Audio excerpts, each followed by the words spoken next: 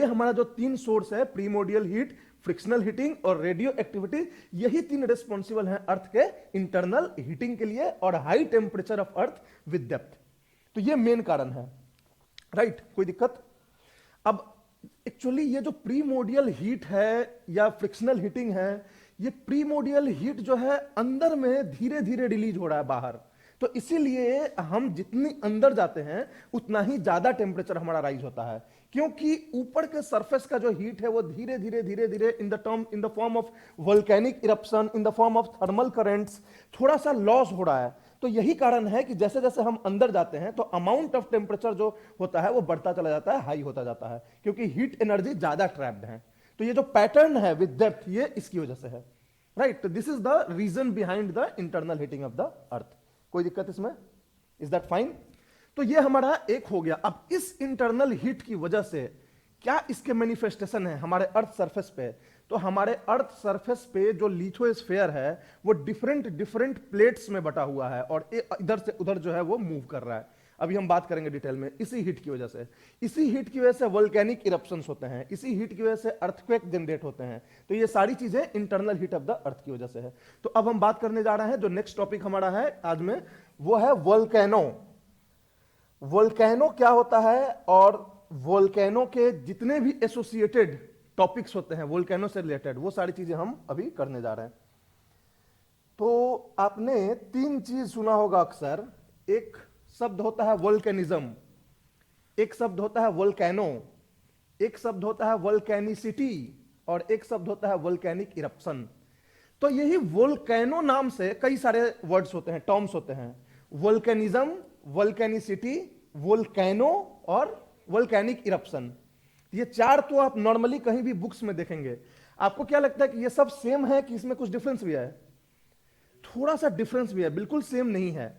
Volcanism और वोल्केनिसिटी ये दोनों सेम है, ये एक दूसरे को आप इंटरचेंजेबली यूज कर सकते हो, मगर वोल्केनो का मतलब कुछ और होता है और वोल्केनिक इरप्शन का मतलब कुछ और होता है, राइट? तो इन सब का क्या मतलब होता है? तो वोल्केनिज्म जो है एक इंटायर प्रोसेस को बोलते हैं। वो कौन सा प्रोसेस जिसकी वजह से वोल्केनिक इरप्शन होता है? वोल्केनिज्म जो होता है वो मैग्मा के बनने से लेके, प्रेशर के रिलीज होने से लेके और बाहर निकल के और सॉलिडिफाई होने तक पूरे प्रोसेस को, साइकिल को पूरे वोल्केनिज्म बोलते हैं। मतलब ये एक लंबा लॉन्ग प्रोसेस है। वोल्केनिज्म हमको लगता है कि अचानक से धरती फटी और सारा मैग्मा निकल के बाहर आ गया, तो हम समझते हैं कि ये सडन प्रोसेस है, बट ये सडन प्रोसेस नहीं होता है। ये सालों से अंदर में प्रेशर क्रिएट होता है, सालों से टेम्परेचर की वजह से जो मोल्टेन स्टेज में रॉक्स होते हैं वो लिक्विड फॉर्म में होते हैं। इन इमेंस प्रेशर के एक्यूमुलेशन की वजह से कोशिश करता है बार बार वोल्केनो निकलने का, बट ऊपर का जो अर्थ होता है उसको दबाए रखता है, और जिस दिन उसको हल्का सा वीकनेस मिलता है, वीक जोन मिलता है, पूरा मैग्मा बाहर आउटबर्स्ट हो जाता है। तो that is not a sudden process जो हम समझते हैं कि वोल्केनिज्म अचानक से आ गया और पूरा तबाही मचा दिया। That is a long drawn process, और ये जो लॉन्ग ड्रॉन प्रोसेस होता है कंबाइनिंग ऑल द प्रोसेसेस, उसको हम वोल्केनिज्म बोलते हैं। और वोल्केनिज्म का ही दूसरा नाम वोल्केनिसिटी होता है। तो सो वोल्केनिसिटी एंड वोल्केनिज्म आर सेम। अब वोल्केनो क्या होता है? तो वोल्केनो जो होता है अर्थ सरफेस में एग्जैक्ट जो पॉइंट होता है जहां से मैग्मा निकलता है, जिसको हम वेंट भी बोलते हैं, VENT, वो जो अर्थ के अंदर जो वो गोल सा पॉइंट होता है जहां से मैग्मा रिलीज हो रहा है सरफेस के ऊपर, उस वेंट को हम वोल्केनो बोलते हैं। एक्चुअल में वो वेंट वोल्केनो होता है। एक्यूरेटली अगर आपसे पूछा जाए कि वोल्केनो टर्म क्या है, तो आप बोलेंगे कि opening of the earth surface from where magma is erupting, तो वो वोल्केनो होता है। तो आप वोल्केनिज्म जान गए, वोल्केनिसिटी जान गए, वोल्केनो जान गए। चौथा टर्म होता है वोल्केनिक इरप्शन। तो वोल्केनिक इरप्शन जो होता है इसी वोल्केनिज्म का इंटायर प्रोसेस का एक सब पार्ट होता है। जैसे वोल्केनिज्म तो बहुत बड़ा प्रोसेस होता है, मैग्मा का फॉर्मेशन, मैग्मा का लिक्विडाइजेशन, मैग्मा का एक इरप्शन होता है। तो जो इरप्शन वाला प्रोसेस होता है ना वोल्केनिज्म के अंदर, उसको हम वोल्केनिक इरप्शन बोलते हैं। तो volcanic eruption is a part of the process of volcanism. समझ में आ रही है? अभी आगे हम जो उसके डिफरेंट डिफरेंट स्टेजेस बोलेंगे, इनफैक्ट आप स्टेजेस बोल सकते हो कि इरप्शन जो होता है वोल्केनिक इरप्शन एक स्टेज होता है वोल्केनिज्म प्रोसेस के अंदर। कोई दिक्कत? अभी आगे हम बात करेंगे। तो अब जो क्या क्या हमें पढ़ना है वोल्केनिज्म में, ये आपको पता होना चाहिए। कोई भी टॉपिक आप पढ़ो तो या नोट्स बनाओ, तो हमेशा आप ध्यान रखो कि हम मुझे क्या क्या जानना है इस टॉपिक के बारे में। आप ये नोट्स बना लोगे ना तो आपकी इंटायरिटी में पूरी तरह से प्रिपरेशन हो जाएगा उस टॉपिक के बारे में। तो एक वोल्केनिज्म जो टॉपिक है हमारा, इसके बारे में हम क्या क्या पढ़ेंगे? सबसे पहले तो इंट्रोडक्शन पढ़ेंगे कि वोल्केनिज्म होता क्या है। उसके बाद हम स्टेजेस पढ़ेंगे कि ये स्टेज कौन कौन से हैं प्रोसेस ऑफ वोल्केनिज्म में, क्योंकि हमने देख लिया कि वोल्केनिज्म जो है एक इवेंट नहीं है, एक बहुत बड़ा प्रोसेस है, एक लंबे समय से चलता हुआ प्रोसेस है। तो ये वोल्केनिज्म में कौन कौन से स्टेजेस आते हैं, पहले क्या होता है, उसके बाद क्या होता है, कैसे होता है, ये हम उसके बाद पढ़ेंगे। उसके बाद हम कंपोनेंट्स ऑफ वोल्केनोस पढ़ेंगे कि वोल्केनो जब बनता है तो उसमें एक क्रेटर होता है, एक वेंट होता है, एक पाइप होता है, एक कोन होता है। तो जो पार्ट्स होते हैं ना वोल्केनिक जो हमें दिखते हैं, उसके बारे में हम एक एक करके पढ़ लेंगे। उसके बाद क्लासिफिकेशन ऑफ वोल्केनोस, वोल्केनोस कितने तरह के होते हैं, कैसे कैसे हम वोल्केनो को क्लासिफिकेशन करेंगे। आप बुक्स में देखेंगे कि एक होता है हमारे पास active volcano, dormant volcano, extinct volcano, ये भी एक टाइप होता है। एक टाइप होता है कि हमारा explosive central type volcano, fissure volcano, सब कुछ जो टाइप्स हम क्लासिफिकेशन के अंदर पढ़ेंगे। उसके बाद पढ़ेंगे वोल्केनिक मटेरियल्स, मतलब वोल्केनिक प्रोसेस से जो बाहर निकलता है अर्थ के, वो कौन कौन से मटेरियल्स होते हैं, कितने तरह के मटेरियल्स होते हैं। गैस होता है तो कौन कौन सा गैस होता है, मैग्मा होता है तो कितने तरह का मैग्मा होता है, डस्ट होता है, सैंड होता है, पार्टिकल्स होता है तो कौन कौन से होते हैं। तो इनको वोल्केनिक मटेरियल्स बोलते हैं, तो इसके बारे में हम पढ़ेंगे। उसके बाद पढ़ेंगे कॉजेज ऑफ वोल्केनिक इरप्शन, आखिर होता क्यों है वोल्केनो, क्या कारण है, अंदर में कौन सी हलचल होती है जिसकी वजह से वोल्केनिक इरप्शन या वोल्केनिज्म होता है, इसको देखेंगे। उसके बाद वर्ल्ड डिस्ट्रीब्यूशन ऑफ वोल्केनोस को देखेंगे कि पूरे विश्व में कहां कहां वोल्केनिक इरप्शन होता है और क्यों होता है वहीं पे, ये भी एक देखना इंपॉर्टेंट है। तो इसको बोलते हैं कि डिस्ट्रीब्यूशन ऑफ वोल्केनो, कहां ज्यादा होता है कहां कम होता है। Hazardous effects of volcano, volcano का इफेक्ट क्या है, ये हजार्डस वर्ड मैंने लिखा है बट इसके बारे में हम दोनों देखेंगे, इसका कंस्ट्रक्टिव रोल भी डिस्ट्रक्टिव रोल भी। वोल्केनो केवल डिस्ट्रक्शन नहीं करता है, कंस्ट्रक्शन भी बहुत कुछ है, उससे बहुत फायदे भी हमें होते हैं। लास्ट ही क्लास में हमने देखा था वोल्केनोस के फायदे, कि अर्थ के बारे में इंफॉर्मेशन भी हम वोल्केनो से मिलता है। तो वो कंस्ट्रक्टिव रोल ऑफ वोल्केनो होता है, कंस्ट्रक्टिव उसका जो पर्पस होता है। उसके बाद हम देखेंगे वोल्केनिक लैंडफॉर्म्स, कि वोल्केनो बनने के बाद जो पहाड़ बनता है, कहीं पे पठार बनता है, कहीं पे प्लेन बनता है, तो क्या क्या बनता है वोल्केनो के बनने के बाद, तो ये सारी चीजें हम देखने। और लास्टली हम जो है एक वोल्केनो से रिलेटेड जो टर्म्स होते हैं, हॉट स्प्रिंग, गीजर्स, फ्यूमेरोल्स, ये सब डिस्कस कर लेंगे कि ये क्या होते हैं और कैसे बनते हैं। तो ये सारी चीजें हमें पूरा कंप्लीट इंफॉर्मेशन वोल्केनिज्म के बारे में ऐसे मिलता है। तो अब वन बाय वन हम ईच एंड एवरी कंपोनेंट को हम डिटेल में पढ़ेंगे। बट उसके पहले मैं आपको एक वीडियो दिखाना चाह रहा हूं, लाइव वीडियो है ये, पिक्चर जो ली गई है। देखो ये जो पिक्चर है अभी क्राकाटोआ वोल्केनो, अभी इंडोनेशिया में जो वोल्केनोज इरप्शन हुआ है उसका एक पिक्चर है। आप स्टार्टिंग से आप इसको देखोगे तो इनिशियली बिल्कुल भी शांत सब कुछ रहता है, और ये जो पहाड़ बना हुआ है ये पहले के वोल्केनो का बना हुआ है। ये वोल्केनो जो पहले आया था उससे जो मटेरियल एक्यूमुलेट हुआ है तो ये पहाड़ बन के ऐसे बन गया है। तो चूंकि ये एक्टिव वोल्केनो है तो फिर दोबारा आएगा, तो सेकेंड टाइम जो आ रहा है तो फिर देखो कैसे ये पहाड़ और ग्रो कर रहा है, राइट। अब इससे जो है वोल्केनिज्म से क्या आपको दिख रहा है कि सबसे पहले ऊपर धुआं निकलता हुआ दिख रहा है, मतलब कि बहुत सारे गैसेस निकलते हैं वोल्केनो से। ये रेड रेड जो दिख रहा है ये मैग्मा है, राइट। तो ये मैग्मा का इरप्शन हो रहा है और इस तरह से फ्लो ऑफ मैग्मा। फिर से देखो ये पहाड़ है, अचानक से आउटबर्स्ट हुआ वोल्केनो। ये ब्लैक कलर का जो क्लाउड्स दिख रहा है this is the gaseous clouds, vapours निकल रहे हैं यहां से, और कौन कौन से गैस निकलते हैं ये हम बात करेंगे। उसके बाद ये सारे मैग्मा, और ये जो ओपनिंग जहां से कि वोल्केनो निकला था अर्थ के सरफेस के ऊपर, उसी को हम एक्चुअली वोल्केनो बोलते हैं। जो टर्म वोल्केनो यूज करते हैं उस ओपनिंग के लिए यूज करते हैं। और यहां पे एक गड्ढा सा, जैसे ये पॉइंट आपका वोल्केनो हो जाएगा जहां से निकल रहा है, और निकलने के बाद एक गड्ढा सा बन जाता है इस पे, जिसको हम क्रेटर बोलते हैं। वंस वोल्केनो हैव इरप्टेड तो एक छोटा सा गड्ढा बन जाता है उसमें, जिसको हम क्रेटर बोलते हैं। और उस गड्ढे में कई बार पानी भर जाता है तो उसको हम क्रेटर लेक बोलते हैं। वहां एक लेक बन जाता है, झील बन जाता है, क्रेटर लेक, राइट। तो वही क्रेटर लेक होता है। तो ये सारी चीजें जो है इस तरह से हमारे पूरे वोल्केनिक प्रोसेस, जैसे मैंने बताया कि volcanism is an entire process, it's not only just event कि धरती फटी और भूचाल आ गया तो वोल्केनिज्म हो गया।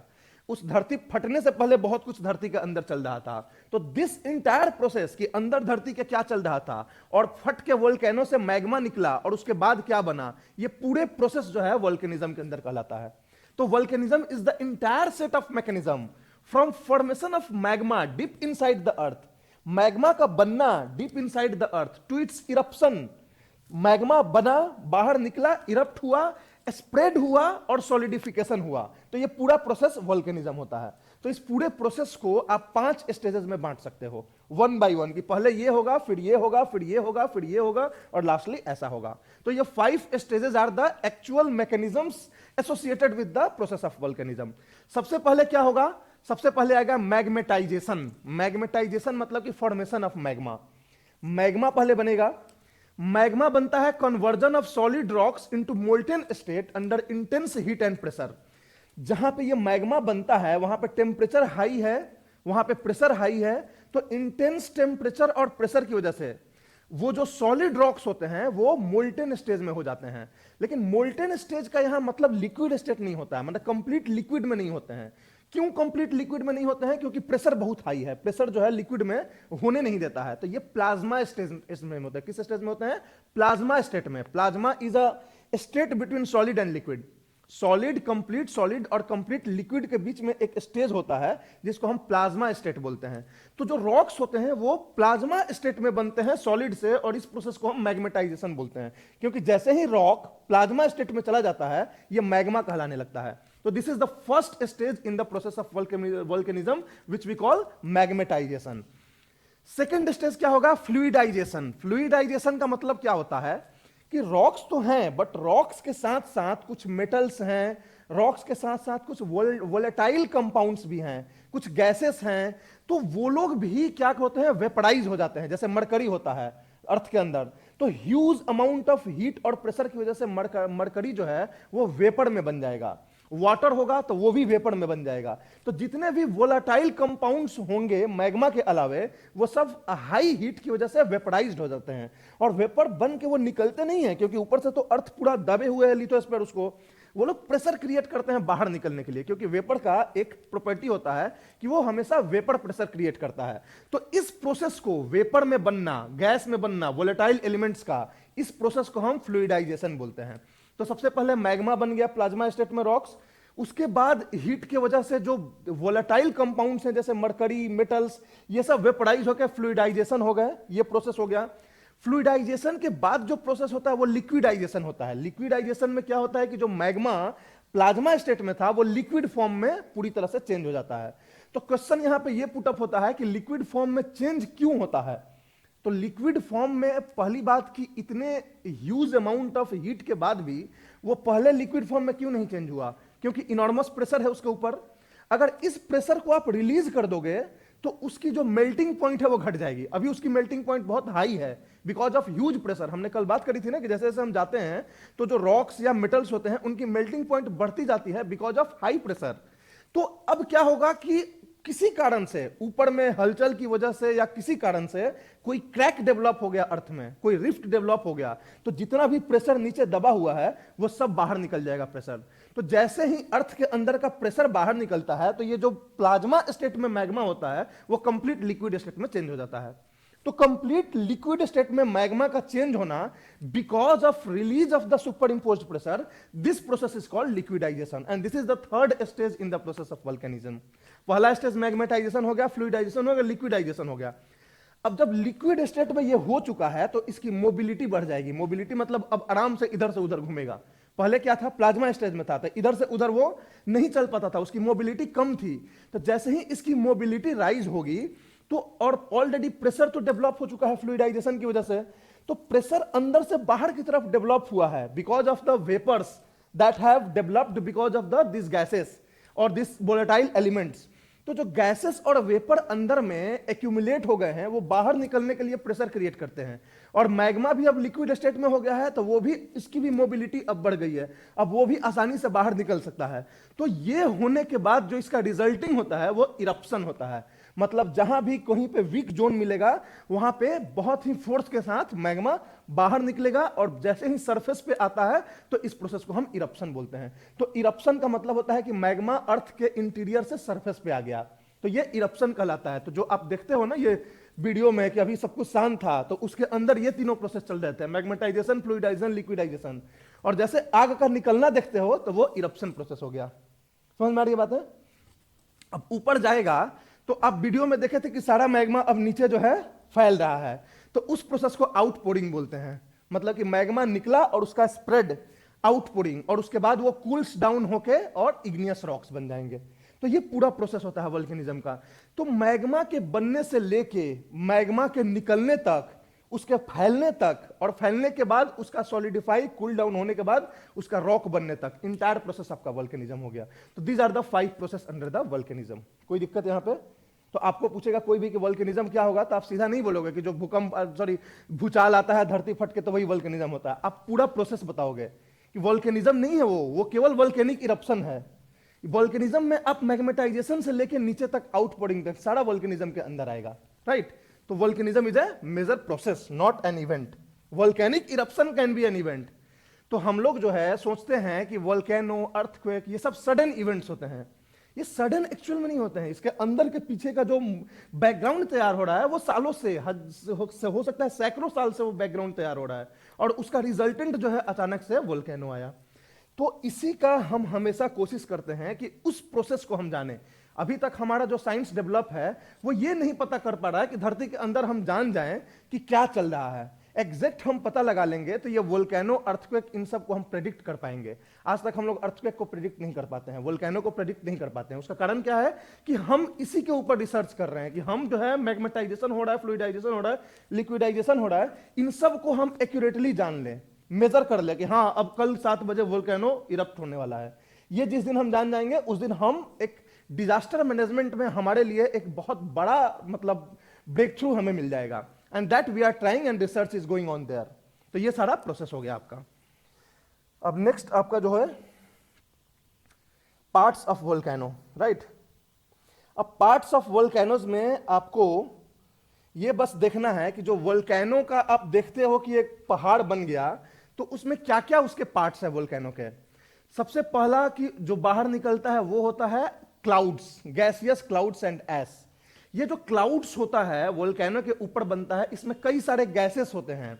उसके बाद इसमें कई सारे डस्ट होते हैं, सॉलिड पार्टिकल्स होते हैं छोटे छोटे, और ये पूरे आसमान में फैल जाते हैं। और कभी कभी ये इतना एक्सप्लोसिव होता है कि ये 15-20 किलोमीटर ऊपर स्ट्रेटोस्फेयर तक चला जाता है, राइट। तो उस तरह के भी एक्सप्लोसिव वोल्केनोज होते हैं जो स्ट्रेटोस्फेयर में चले जाते हैं और वो प्लेन्स के आने जाने को बाधित कर देते हैं। क्योंकि हमारा प्लेन्स उड़ता है कहीं पे भी तो स्ट्रेटोस्फेयर में उड़ता है, 10-12-15 किलोमीटर ऊपर उड़ता है। अगर उसके रास्ते में कोई वोल्केनिक इरप्शंस हो गया तो वहां सारी फ्लाइट्स कैंसिल कर दी जाती हैं, क्योंकि जो क्लाउड्स पार्टिकल्स होते हैं जाके आसमान में वहां तक पहुंच जाते हैं। ये देखने में आपको लग रहा है कि छोटा सा है, 100-200 मीटर ऊपर जाता होगा, तो ये huge amount of gas and ashes निकलते हैं। तो इनको हम गैस एंड एस क्लाउड्स बोलते हैं, राइट।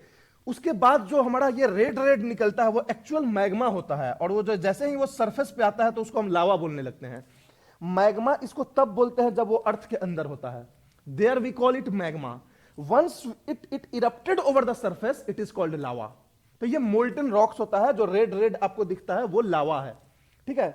अब जो है ये एक पाइप सा बनता है, जैसे ये तो एक पहाड़ बन चुका है, राइट। अब पहाड़ बन चुका है तो ये वाला रीजन जो है सॉलिड रॉक्स हैं, तो ये जो है इधर से मैग्मा को नहीं निकलने देंगे। तो मैग्मा क्या करेगा, इंतजार करेगा कि कोई एक जो है कमजोर कहीं पे दिख जाए जहां रास्ता, जहां से हम निकल जाएं। तो जो रास्ता वो बनाता है अपना निकलने के लिए, इसको जो है हम मेन वेंट या पाइप बोलते हैं। जो मेन होता है जहां से निकलता है, कंडुइट भी बोलते हैं। तो ये जो होता है हमारा मेन वेंट हुआ, और ये सबसे नीचे जो होता है ये मैग्मा चेंबर कहलाता है, जो एस्थेनोस्फीयर जनरली मैग्मा चेंबर है जहां से निकलता है। तो ये मैग्मा चेंबर मतलब अंदर में मैग्मा जो है उबल रहा है, निकलने की कोशिश कर रहा है। तो this region is called magma chamber. This जो अर्थ के अंदर मैग्मा इधर उधर सरफेस पे नहीं आया, अभी सरफेस पे आ गया तो इसको लावा बोलेंगे, लेकिन अर्थ के अंदर भी कई सारे पोर्स होते हैं, छिद्र होते हैं, दरार होते हैं जो अर्थ के अंदर में है। तो यहां जो मैग्मा इधर से उधर घूमता है तो इसको हम यहां पे मैग्मा ही बोलते हैं। क्यों? क्योंकि ये सरफेस पे नहीं आया है। लावा तब बोलते हैं जब वो कांटेक्ट में आ जाता है ओपन स्काई के। तो यहां लावा कहला रहा है, यहां देखो मैग्मा कहला रहा है। ये वेंट हो गया, और ऊपर में जहां निकलता है, जहां से ये वाला जो रीजन है, इसको हम एक्चुअली वोल्केनो बोलते हैं। क्या बोलते हैं? वोल्केनो। ये वाला वोल्केनो हो गया। उसके बाद जो है कई बार जो है ये एक तो मेन वेंट हो गया, इस मेन वेंट के अलावे भी कई छोटे छोटे पाइप्स यहां पे बन जाते हैं मैग्मा को निकलने के लिए, जहां दरार मिलता है, और ये जब सरफेस तक पहुंच जाते हैं तो इनको हम सेकेंडरी वेंट बोलते हैं। ये जो है प्राइमरी वेंट हुआ, ये एक्चुअल में मैग्मा चेंबर से कनेक्टेड है। ये वाले वेंट्स जो है मैग्मा चेंबर से कनेक्टेड नहीं है, ये किससे कनेक्टेड है? प्राइमरी वेंट से कनेक्टेड है, मेन वेंट से कनेक्टेड है। तो इसलिए हम इनको सेकेंडरी वेंट बोलते हैं। वेंट मतलब पाइप जहां से निकल रहा है, एक रास्ता जो मैग्मा निकल रहा है अंदर से, तो ये हो गया सेकेंडरी वेंट। और ये धीरे धीरे धीरे धीरे धीरे लेयर्स ऑफ लावा और एस जो है बन के एक माउंट सा, माउंटेन सा बनने लगता है। तो इसको पूरे को हम बोलते हैं क्या? तो वोल्केनिक कोन, कोन के शेप में एक माउंटेन बन जाता है। और क्रेटर क्या होता है कि यहां पे जब वोल्केनो निकल के रुक गया, बंद हो गया वोल्केनो निकलना, तो एक गड्ढा सा बन जाता है यहां पे। और ये गड्ढा क्या होगा कि यहां पे फिर इधर से इधर से इधर से वोल्केनिक मटेरियल्स जाके इस गड्ढे को थोड़ा सा भर देंगे। ये पूरा जो पाइप है इसको ब्लॉक कर देंगे। ये पाइप ब्लॉक हो जाएगा वोल्केनो का, ये गड्ढा बन गया, and this is called crater. अब ये क्रेटर में पानी भर जाता है बारिश की वजह से, और ये जो आप देख रहे हो ये एक बड़ा सा एरिया होता है, मतलब 100 मीटर 200 मीटर के डायमीटर का एक सर्कुलर एरिया होता है ये। और यहां पे जब पानी भर जाता है तो इसको हम बोलते हैं क्रेटर लेक। क्रेटर लेक इसको बोलते हैं। तो ये हमारा क्रेटर लेक हो गया। तो इस तरीके से हमारा बनता है। और यही गड्ढा कभी कभी बहुत डीप हो जाता है और बड़ा हो जाता है, मैसिव हो जाता है, तो इसको हम कैल्डेरा बोलते हैं। क्रेटर और कैल्डेरा, इतने डिटेल में जाने की जरूरत नहीं है, बट कैल्डेरा और क्रेटर जो है दोनों एक ही जैसा होता है, थोड़ा सा दोनों में डिफरेंस होता है। क्रेटर छोटा सा होता है, कैल्डेरा बहुत बड़ा सा होता है। क्रेटर जो होता है वो ज्यादा गड्ढा नहीं होता है, कैल्डेरा जो है एकदम डीप होता है और ऐसे यू शेप होता है एकदम बिल्कुल। तो उस तरह से कैल्डेरा बनता है। बहुत सारे इसके थियरीज हैं कि कैल्डेरा कैसे बना। कई बार एक अर्थक्वेक के ऊपर दूसरा अर्थक्वेक और तेजी से निकल गया तो उसको कैल्डेरा बना देता है, क्रेटर को ही। तो यही क्रेटर एंड कैल्डेरा यहां पे हमारा ये होता है।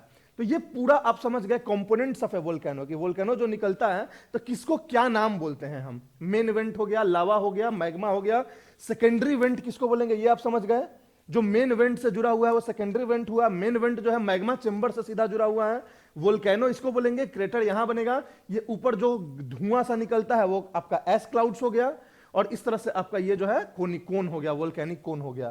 तो ये पूरा जो है हमारा वोल्केनो से related various parts of volcanoes हो गए। कोई दिक्कत यहां पे? तो ये आपको एक समझ में आ गई बात। अब नेक्स्ट जो हमारा इसमें पढ़ना है वो है क्लासिफिकेशन ऑफ वोल्केनो। आप तो ये तो समझ गए कि वोल्केनो होता क्या है, कैसे बनता है, प्लस वोल्केनो में क्या क्या पार्ट्स उसके होते हैं।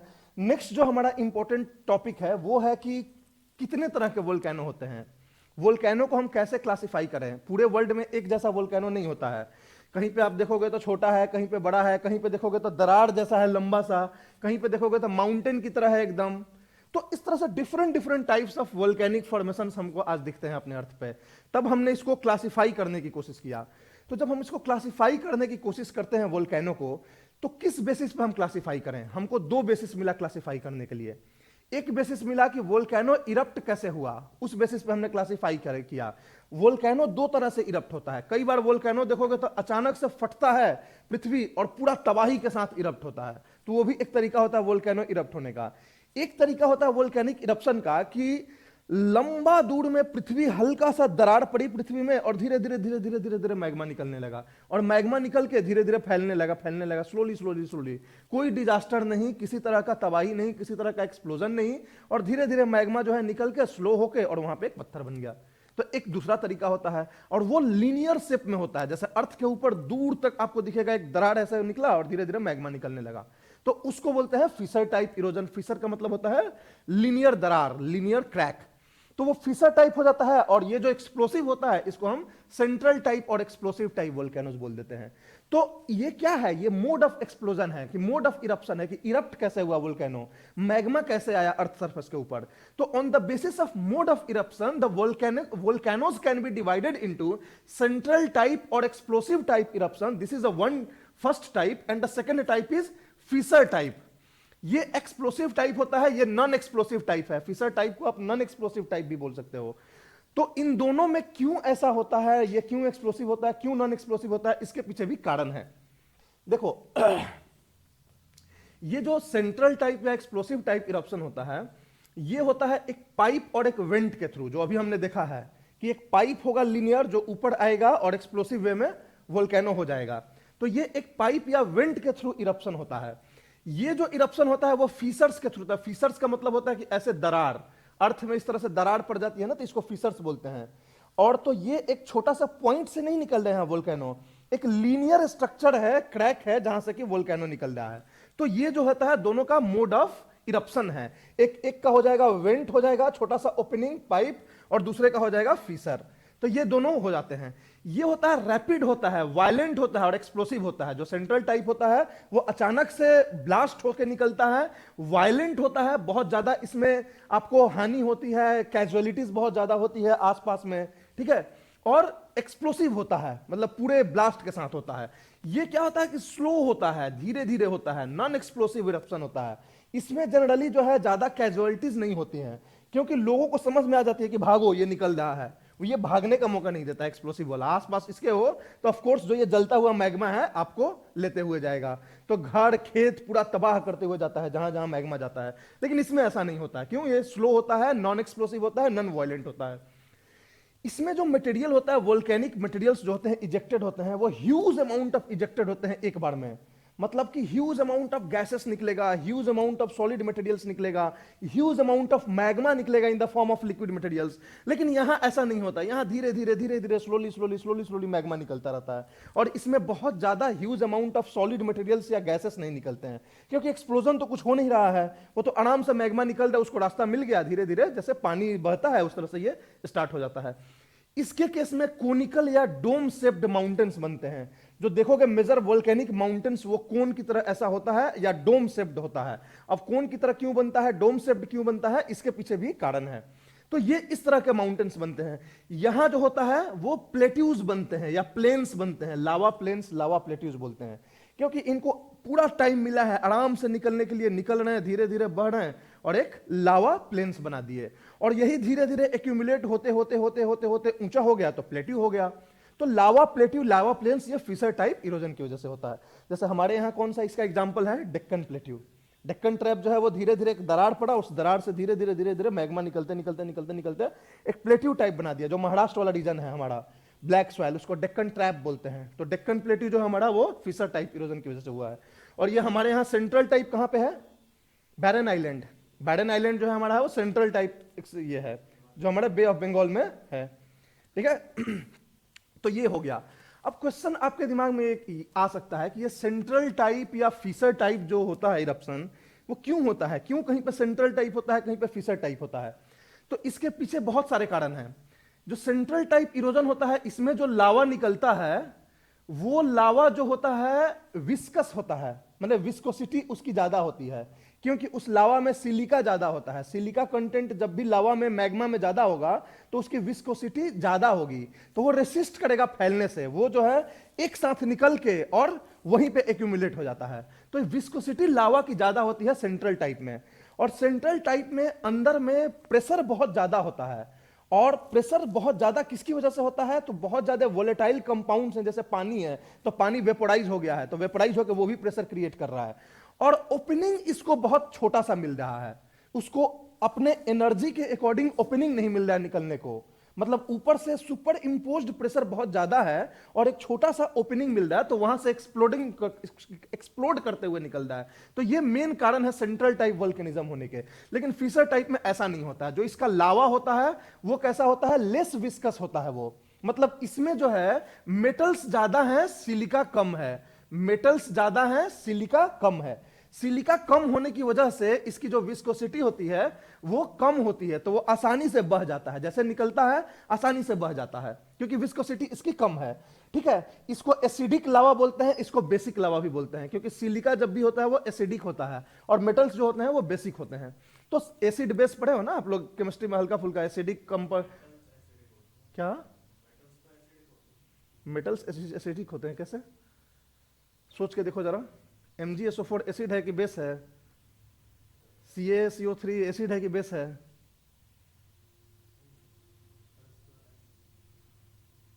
सोच के देखो जरा इस पर केमिस्ट्री में। HCl क्लोरीन, क्लोरीन मेटल नहीं है, ये एसिड है, ठीक है। सोडियम, सोडियम से क्या होता है, बेस बनता है। तो जनरली मेटालिक बेसिक होते हैं और ये एसिडिक होते हैं। क्लोरीन, ये सब जो होते हैं नॉन मेटल्स हैं जो एसिड बनाते हैं। सल्फर नॉन मेटल है, एसिड बनाते हैं। सल्फ्यूरिक एसिड, क्लोराइड, ये सब कैसे होते हैं? तो जो मेटल्स नहीं, नॉन मेटल्स एक्चुअली जो होते हैं ना, नॉन मेटालिक, वो एसिडिक होते हैं। सिलिका तो मेटल नहीं है ना, ये एसिडिक होता है, राइट। आयरन, मैग्नीशियम, ये सब क्या होते हैं? ये आपका ये होते हैं, बेसिक होते हैं। तो थोड़ा सा आप उल्टा सोच रहे थे, राइट। तो ये हो गया आपका फिशर टाइप इरप्शन। तो ये हो गया आपको सेंट्रल टाइप और फिशर टाइप हुआ, ठीक है। स्लो हो गया, low volume of material ejected at time, lava plateau and lava plains formed हो गए। इसमें समझ में आ रही कोई दिक्कत इसमें? तो ये मेन इसके कारण होते हैं सेंट्रल टाइप और ये टाइप बनने के। अब हम नेक्स्ट स्टार्ट करते हैं आपको, जैसे आप इसको देखो, ये है सेंट्रल टाइप। इसको फुल स्क्रीन ना, ये हो गया सेंट्रल टाइप। इसमें आपको दिख रहा है कि एक पाइप से निकलने की कोशिश कर रहा है, यहां huge amount of pressure create हो गया है, और ये एक लार्जर मास जो है यहां पे सुपर इंपोज्ड है, जो इस मैग्मा को हर तरह से नहीं निकलने दे रहा है। तो एक ही रास्ता है इस मैग्मा को निकलने के लिए, और ये मैग्मा जो है थोड़ा कैसा है, तो विस्कस है, थोड़ा सा वो एसिडिक है। तो इसको, सॉरी कहां चला गया,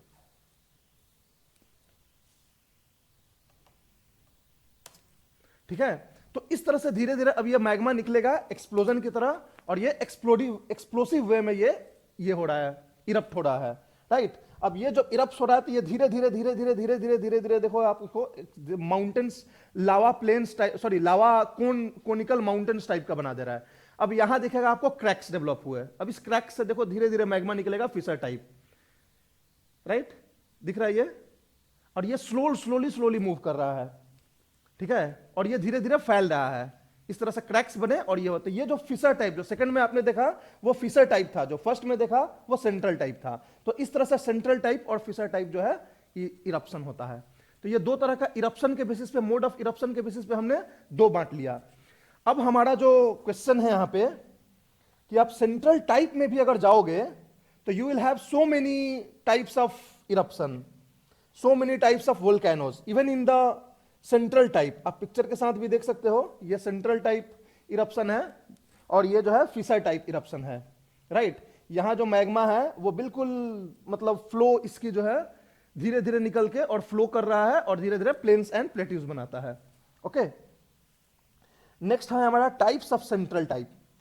सेंट्रल इरप्शन भी, जिसमें कि हम एक्सप्लोसिव देखते हैं, माउंटेन्स बनता है, ये भी 5 तरह का होता है। और ये जो नाम दिए गए हैं, Hawaiian type, Strombolian type, Vulcanian type, Pelean type, Vesuvius type, ये नाम दिया गया है on the basis of the name of the volcanoes, जगह जहां पे ये सब हैं। तो उस बेसिस पे इनको टाइप बता दिया गया है, क्योंकि हम इन सब जगह पे जाके जब हम देखते हैं तो हमें दिखता है कि ये सब एक जैसे नहीं है। कुछ जो हैं वो काफी मैसिव हैं, कुछ जो है कम मैसिव है, कोई जो है वो बहुत स्टिफ है, कोई जो है डोम शेप्ड है।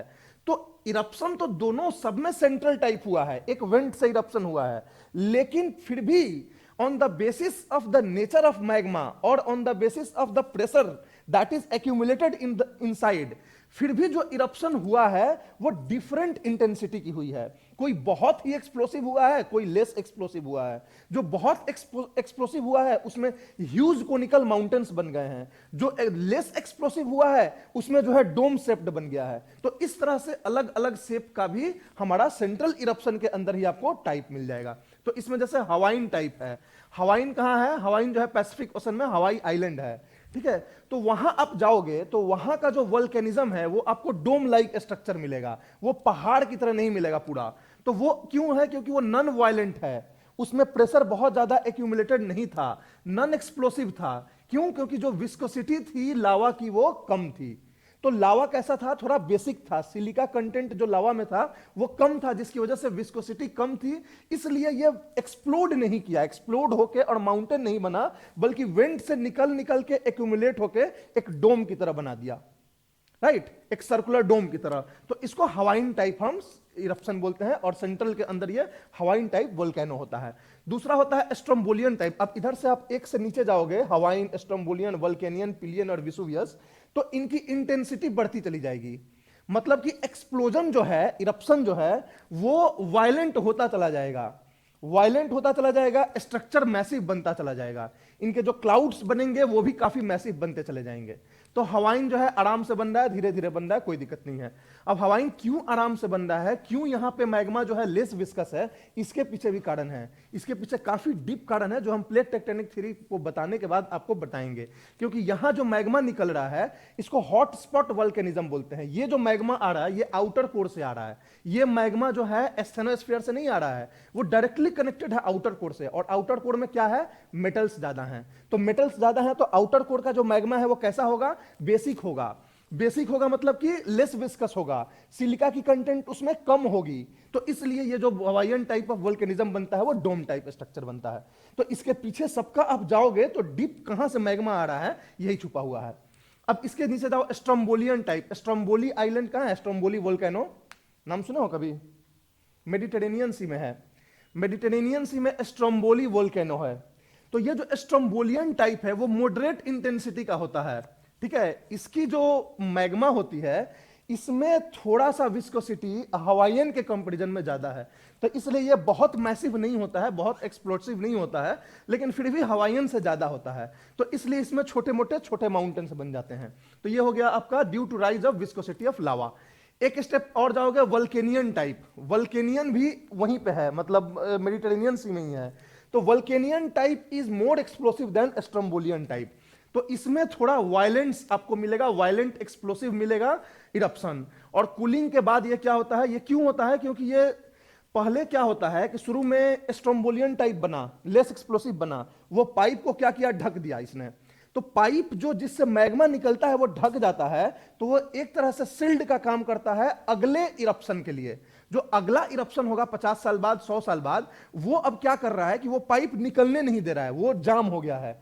तो जब कोई चीज को आप ऊपर से सील्ड कर दोगे और अंदर से प्रेशर डेवलप हो रहा है और निकलने की कोशिश कर रहा है, तो क्या होगा कि वो एक्सप्लोजन ज्यादा तेज होगा। क्यों, क्योंकि अब प्रेशर बहुत ज्यादा अंदर डेवलप हो चुका है।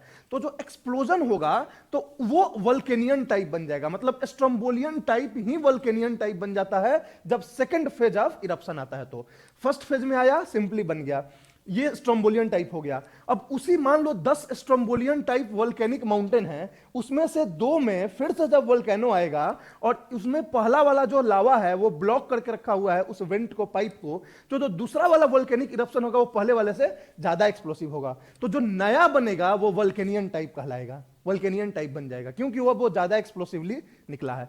तो मेनली स्ट्रोम्बोलियन और वोल्केनियन में यही डिफरेंस होता है। पहले जो स्ट्रोम्बोलियन होता है वो नेक्स्ट टाइम वोल्केनियन बन जाता है उसके इसकी वजह से। नेक्स्ट होता है पिलियन टाइप। पिलियन टाइप इस पे है कि ये आपका कैरिबियन सी में माउंट पिली करके वोल्केनो है एक, तो उसके नाम पे ये पिलियन टाइप बना हुआ है। तो ये जो होता है ना कि Pelee volcano of Martinique island into Caribbean sea, ये बहुत ही एक्सप्लोसिव और वायलेंट होता है। वो इतना एक्सप्लोसिव वायलेंट था कि जब वो वोल्केनो इरप्शन एक वहां हुआ था तो एक सेंट पियरे करके टाउन था वहां पे, सेंट पियरे टाउन। पूरा सेंट पियरे टाउन में 28,000 पॉपुलेशन था, उसमें 27,998 लोग मर गए। 2 किस्मत वाले थे उस 28,000 में जो बच गए। तो एक पूरा शहर को तबाह कर दिया था जब पिलियन वोल्केनिज्म आया था कैरिबियन सी में। कैरिबियन सी कहां है, अटलांटिक ओशन में, यूएस के पास है कैरिबियन सी, राइट। तो वहां पे जो है इस तरह से आपको हुआ था मैक्सिको के पास। तो ये पिलियन टाइप आपका वोल्केनिज्म हो गया। तो this is more explosive than Vulcanian, Hawaiian, Strombolian, Vulcanian, Pelean. और लास्ट में आता है विसुवियस टाइप। विसुवियस टाइप को दूसरा नाम हमने प्लिनियन टाइप भी यहां पे दिया हुआ है। ये विसुवियस टाइप वोल्केनिज्म क्यों होता है कि, और इसको हमने पिलियन टाइप क्यों, प्लिनियन क्यों बोला है, क्योंकि प्लिनी करके एक हिस्टोरियन का आप नाम सुनेंगे, हिस्ट्री में आप पढ़ेंगे तो उसमें प्लिनी करके एक बहुत ही पुराने हिस्टोरियन हैं, ग्रीक हिस्टोरियन। तो ये इनके एक बड़े भाई थे प्लिनी एल्डर और छोटे भाई थे प्लिनी यंगर। तो प्लिनी यंगर और प्लिनी एल्डर थे, दोनों घर में थे। प्लिनी यंगर बाहर गए, प्लिनी एल्डर बाहर गए। जब वोल्केनिक इरप्शन हुआ तो जो प्लिनी यंगर ने अपने सामने इरप्शंस होते हुए और तबाही करते हुए देखा, जिसमें कि उसका भाई भी चला गया, तो इसने जो है अपना पूरा विवरण जो है इस वोल्केनिक इरप्शंस का अपने हिस्ट्री के किताब में दिया, जिससे कि हमें पता चला इस विसुवियस टाइप ऑफ इरप्शन के बारे में। तो इसलिए इसको नाम हमने प्लिनियन टाइप भी दे दिया। तो इस तरह से ये 5 तरह का होता है, ये मोस्ट एक्सप्लोसिव होता है। तो इस तरह से ये 5 वोल्केनियन, 5 सेंट्रल टाइप इरप्शन हुए। ये इतना ये एक्सप्लोसिव होता है कि इसका जो डस्ट और इसका जो क्लाउड्स होता है वो स्ट्रेटोस्फेयर तक जाता है। तो इसलिए आप देखोगे उधर कैरिबियन सी के साइड में ना अक्सर फ्लाइट्स जो होते हैं वो कैंसल्स होते रहते हैं because of this kind of volcanic eruptions. तो ये आपके 5 टाइप ऑफ सेंट्रल इरप्शंस हुए हैं। अब इनके पिक्चर्स आप देख लोगे थोड़ा बहुत तो आपको क्लियर समझ में आ जाएगा। ये हवाइन टाइप है, देखो एकदम छोटा सा बन रहा है, छोटा सा क्लाउड भी है क्योंकि इसकी जो एक्सप्लोसिविटी है वो बहुत कम है, तो ये डोम शेप बन जाता है। उसके बाद आपका आएगा स्ट्रोम्बोलियन टाइप, थोड़ा सा मैसिव होगा, थोड़ा इसका क्लाउड बड़ा होगा, ठीक है, लेकिन फिर भी ये मॉडरेटली एक्सप्लोसिव होता है, बहुत ज्यादा एक्सप्लोसिव नहीं होता है। यही स्ट्रोम्बोलियन जो पहला इरप्शन होगा वो आके उसके बाद ये पाइप को ढक देगा, ये जो यहाँ पे पाइप है इसको पूरा ढक दिया। तो नेक्स्ट जो वोल्केनो यहां से डेवलप हो रहा है वो बहुत ही हाई प्रेशर के साथ डेवलप होगा। तो वो किस तरह का डेवलप होगा, तो वोल्केनियन टाइप का डेवलप होगा। तो there will be a massive explosive मतलब इरप्शन, और इसकी वजह से मैसिव स्ट्रक्चर बन जाएगा। तो यही स्ट्रोम्बोलियन जो है गिव वे टू द वोल्केनियन। और लास्ट में फिर आपका ये कौन सा हो गया, ये आपका हो गया पिलियन टाइप हो गया, नाम इस पे नहीं दिया हुआ है। तो this is more explosive than this. तो ये पिलियन टाइप हुआ, पूरा मैग्मा जो है यहाँ पे फ्लो करता है। एंड आखिरी में आपका ये हो जाएगा Plinian type. Plinian type is the most explosive. अब इसमें देखो, अब तक जो आप देख रहे थे इसमें ये हाइट और ये हाइट में ये हाइट कम दिखती थी और ये हाइट ज्यादा दिखती थी, लेकिन इसमें देखो ये जो गैसियस क्लाउड्स की हाइट है वो इस पिक्चर में भी ज्यादा दिख रही है इसके माउंटेन से। मतलब ये माउंटेन से 2 गुना 3 गुना ऊपर तक ये जाता है। तो ये स्ट्रेटोस्फेयर तक चला जाता है। यहाँ पे आपका ट्रोपोस्फेयर खत्म हो गया, ये स्ट्रेटोस्फेयर चलेगा। अब यहाँ पे प्लेन्स चलते हैं जनरली टर्बुलेंस को बचाने के लिए, क्योंकि ट्रोपोस्फेयर में बहुत सारे एयर करंट्स ऐसे चलते हैं, ऊपर में हवा जा रही है तो प्लेन्स को पूरा झकझोरती है, तो इसलिए स्ट्रेटोस्फेयर में जाते हैं। लेकिन जब ये टाइप की वोल्केनो अगर आ जाएगी तो यहाँ की सारी फ्लाइट्स को कैंसिल कर देते हैं।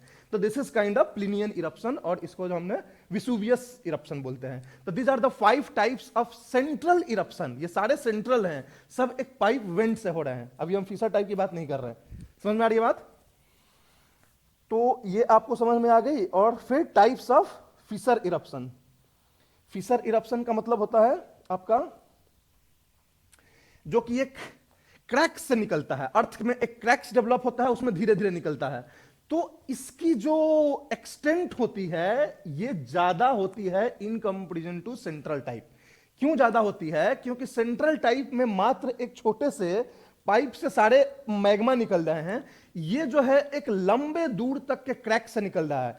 इसकी जो मैग्मा है इसकी विस्कोसिटी कम है तो वो बह के दूर तक जा रही है, उसकी विस्कोसिटी ज्यादा है तो ज्यादातर उसी एरिया में वो ये होकर रह जाता है। तो इसीलिए जो स्ट्रक्चर बनता है वो इसका ज्यादा होता है। अगर उस तरह के माउंटेन्स का स्ट्रक्चर देखोगे तो 10 किलोमीटर में के अंदर में ही सारे माउंटेन्स जो है ये हो जाएंगे। और इस तरह के अगर इरप्शंस देखोगे तो 40 किलोमीटर 50 किलोमीटर तक एकदम 100 किलोमीटर तक जो है पूरा एकदम फैला हुआ है मैग्मा, और इस तरह के प्लेन्स या प्लेट्यूज बने हुए हैं। तो ये ज्यादा मैसिव होता है in terms of coverage area, लेकिन वो ज्यादा हाइट उसकी ज्यादा होती है। क्यों? क्योंकि उसका जो सिलिका कंटेंट ज्यादा है तो वो बह नहीं पा रहा है, तो सब ऐसे एक्यूमुलेट होकर एक माउंटेन बन गया। यहां ये माउंटेन नहीं बना पाता है। तो this is fissure type of eruption. और उसी फिशर टाइप में एक टाइप होता है कि क्रैक तो डेवलप हो गया मगर मैग्मा उसमें से नहीं निकल रहा है, केवल धुआं निकल रहा है। मैग्मा उसके अंदर निकल नहीं पाया, मैग्मा में प्रेशर अभी नहीं डेवलप हो पाया निकलने के लिए उतना। तो जो अंदर में स्मोक होता है, डस्ट होता है, वो गैसेस होते हैं, वो निकलने लगते हैं। तो इस तरह के जो वोल्केनिक इरप्शन, ये भी एक तरह का वोल्केनिक इरप्शन ही हुआ, केवल अंतर ये है कि मैग्मा इसमें नहीं निकल रहा है। तो ऐसे तरह के वोल्केनिक इरप्शंस को हम बोलते हैं क्या? Fumaroles. Fumaroles is a terms given to such kind of eruptions where magma is not oozing out, only smoke is oozing out. तो दूर से आप देखोगे ना, जैसे यूएस में जाओगे तो बहुत सारे फ्यूमेरोल्स दिखते हैं, तो ऐसा लगता है कि आग लगा हुआ है। वहां जाओगे तो लगेगा कि धरती से फट के केवल धुआं निकल रहा है, मैग्मा नहीं निकल रहा है। तो इस तरह से एक लंबे लाइन से, मतलब ऐसे कई बार मिलेंगे आपको कि अर्थ ऐसे क्रैक्ड है, और क्रैक में बारी बारी से एक ऐसे लग रहा है कि लाइन से पैटर्न के साथ धुआं निकल रहा है एक साइड से। तो ये जैसे इधर निकला इधर निकला इधर निकला ऐसे निकला, तो एक पूरा जो है लाइन बन जाता है और धुआं ऐसे ऐसे निकल रहा है। तो दिस इज काइंड ऑफ फ्यूमेरोल्स।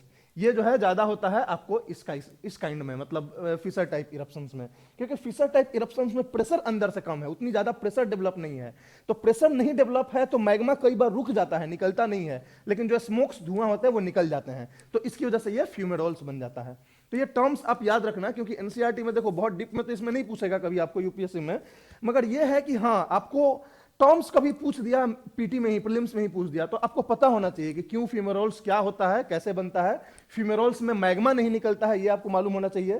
ठीक है, तो ये सारी बेसिक चीजें थोड़ा सा आपको जानना जरूरी है, otherwise fumaroles and all these things are not very close to general studies. Next तो हमने ये देख लिया कि हमने अभी जो क्लासिफिकेशन देखा सेंट्रल टाइप और फिशर टाइप, या हमने जो स्ट्रोम्बोलियन, ये सारी चीजें, ये किस बेसिस पे क्लासिफिकेशन था? On the basis of mode of eruption, erupt कैसे हो रहा है उस बेसिस पे था।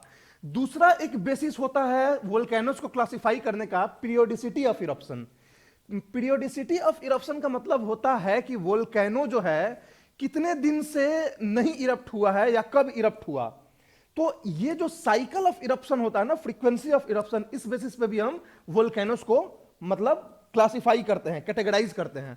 और इस बेसिस पे वोल्केनोस तीन तरह के होते हैं, एक होता है एक्टिव वोल्केनोस, एक होता है डोरमेंट वोल्केनोस, और एक होता है एक्सटिंक्ट वोल्केनोस। मतलब तीन तरह के नाम दिए गए हैं, एक्टिव, डोरमेंट और एक्सटिंक्ट। अब एक्टिव डोरमेंट में क्या होता है फर्क, और एक्सटिंक्ट में क्या होता है फर्क? जो एक्टिव वोल्केनोज होते हैं वो या तो कंटिन्यूअसली इरप्ट हो रहा है, अभी भी बहुत जगह वर्ल्ड में देखोगे तो अभी भी इरप्शन हो रहा है, आपको लाल लाल मैग्मा निकलता हुआ हमेशा दिखेगा 24/7। जैसे कि आप चले जाओ मेडिटेरेनियन सी में, तो मेडिटेरेनियन सी में एक लिपारी आइलैंड है, लिपारी आइलैंड पे जाओगे तो आपको वोल्केनोस निकलता हुआ हमेशा दिखेगा, तो दैट इज एक्टिव वोल्केनोस। हमारे बैरन आइलैंड्स में भी चले जाओगे तो आपको कई बार वोल्केनोस निकलता हुआ दिखेगा, तो दोज आर एक्टिव वोल्केनोस।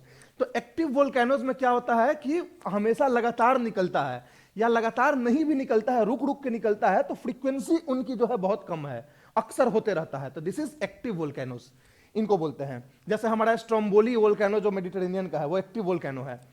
दूसरा होता है डोरमेंट वोल्केनो।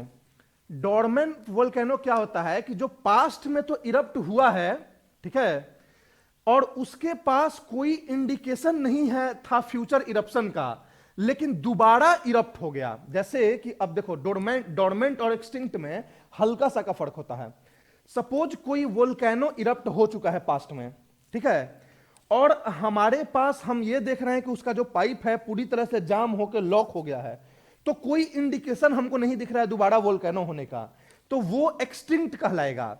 लेकिन दोबारा जहां वोल्केनिक इरप्शन हो चुका है उसको हम डोरमेंट बोलते हैं। डोरमेंट उस वोल्केनो को बोलते हैं, देखो दोनों में कोई फ्यूचर इंडिकेशन नहीं है वोल्केनो का, दोनों में ही नहीं है, लेकिन डोरमेंट उसको बोलोगे कि जो नहीं था लेकिन फिर हो गया, वोल्केनिज्म दोबारा हो गया। जैसे एक वोल्केनो था जो कि 67 बीसी में वोल्केनिक इरप्शन हुआ था, तो उसको हम एक्सटिंक्ट मान लिए थे, लेकिन 1600 एडी में फिर से वहां वोल्केनिक इरप्शन हो गया, तो हम उसको अब डोरमेंट मानते हैं।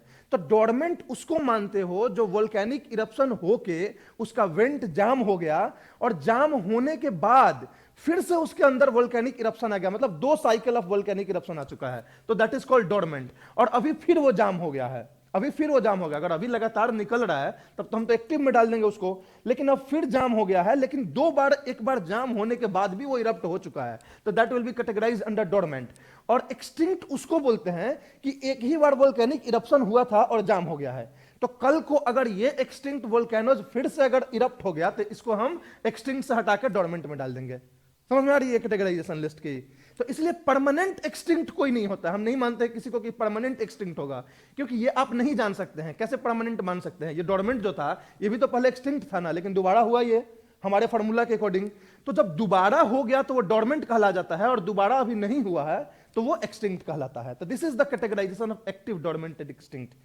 ये जो कैटेगराइजेशन है हमेशा ध्यान रखिए, क्योंकि डोरमेंट और एक्सटिंक्ट में लोगों को डिफरेंस नहीं पता होता है कि डोरमेंट क्या होता है और एक्सटिंक्ट क्या होता है, ठीक है।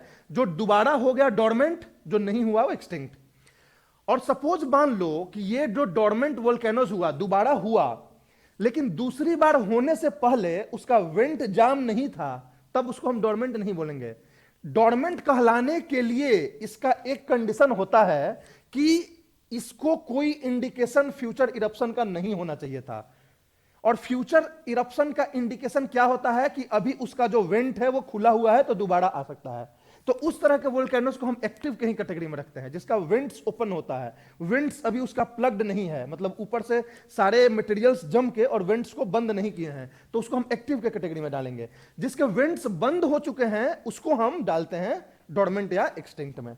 तो दोनों ही केस में जो है फ्यूचर इंडिकेशन नहीं थे, लेकिन इसके नहीं थे फिर भी दोबारा हो गया, क्योंकि हमारे पास इतना साइंस डेवलप है कि हम पता कर पाए कि यहां एक बार वोल्केनिज्म हुआ है कि 2 बार हुआ है।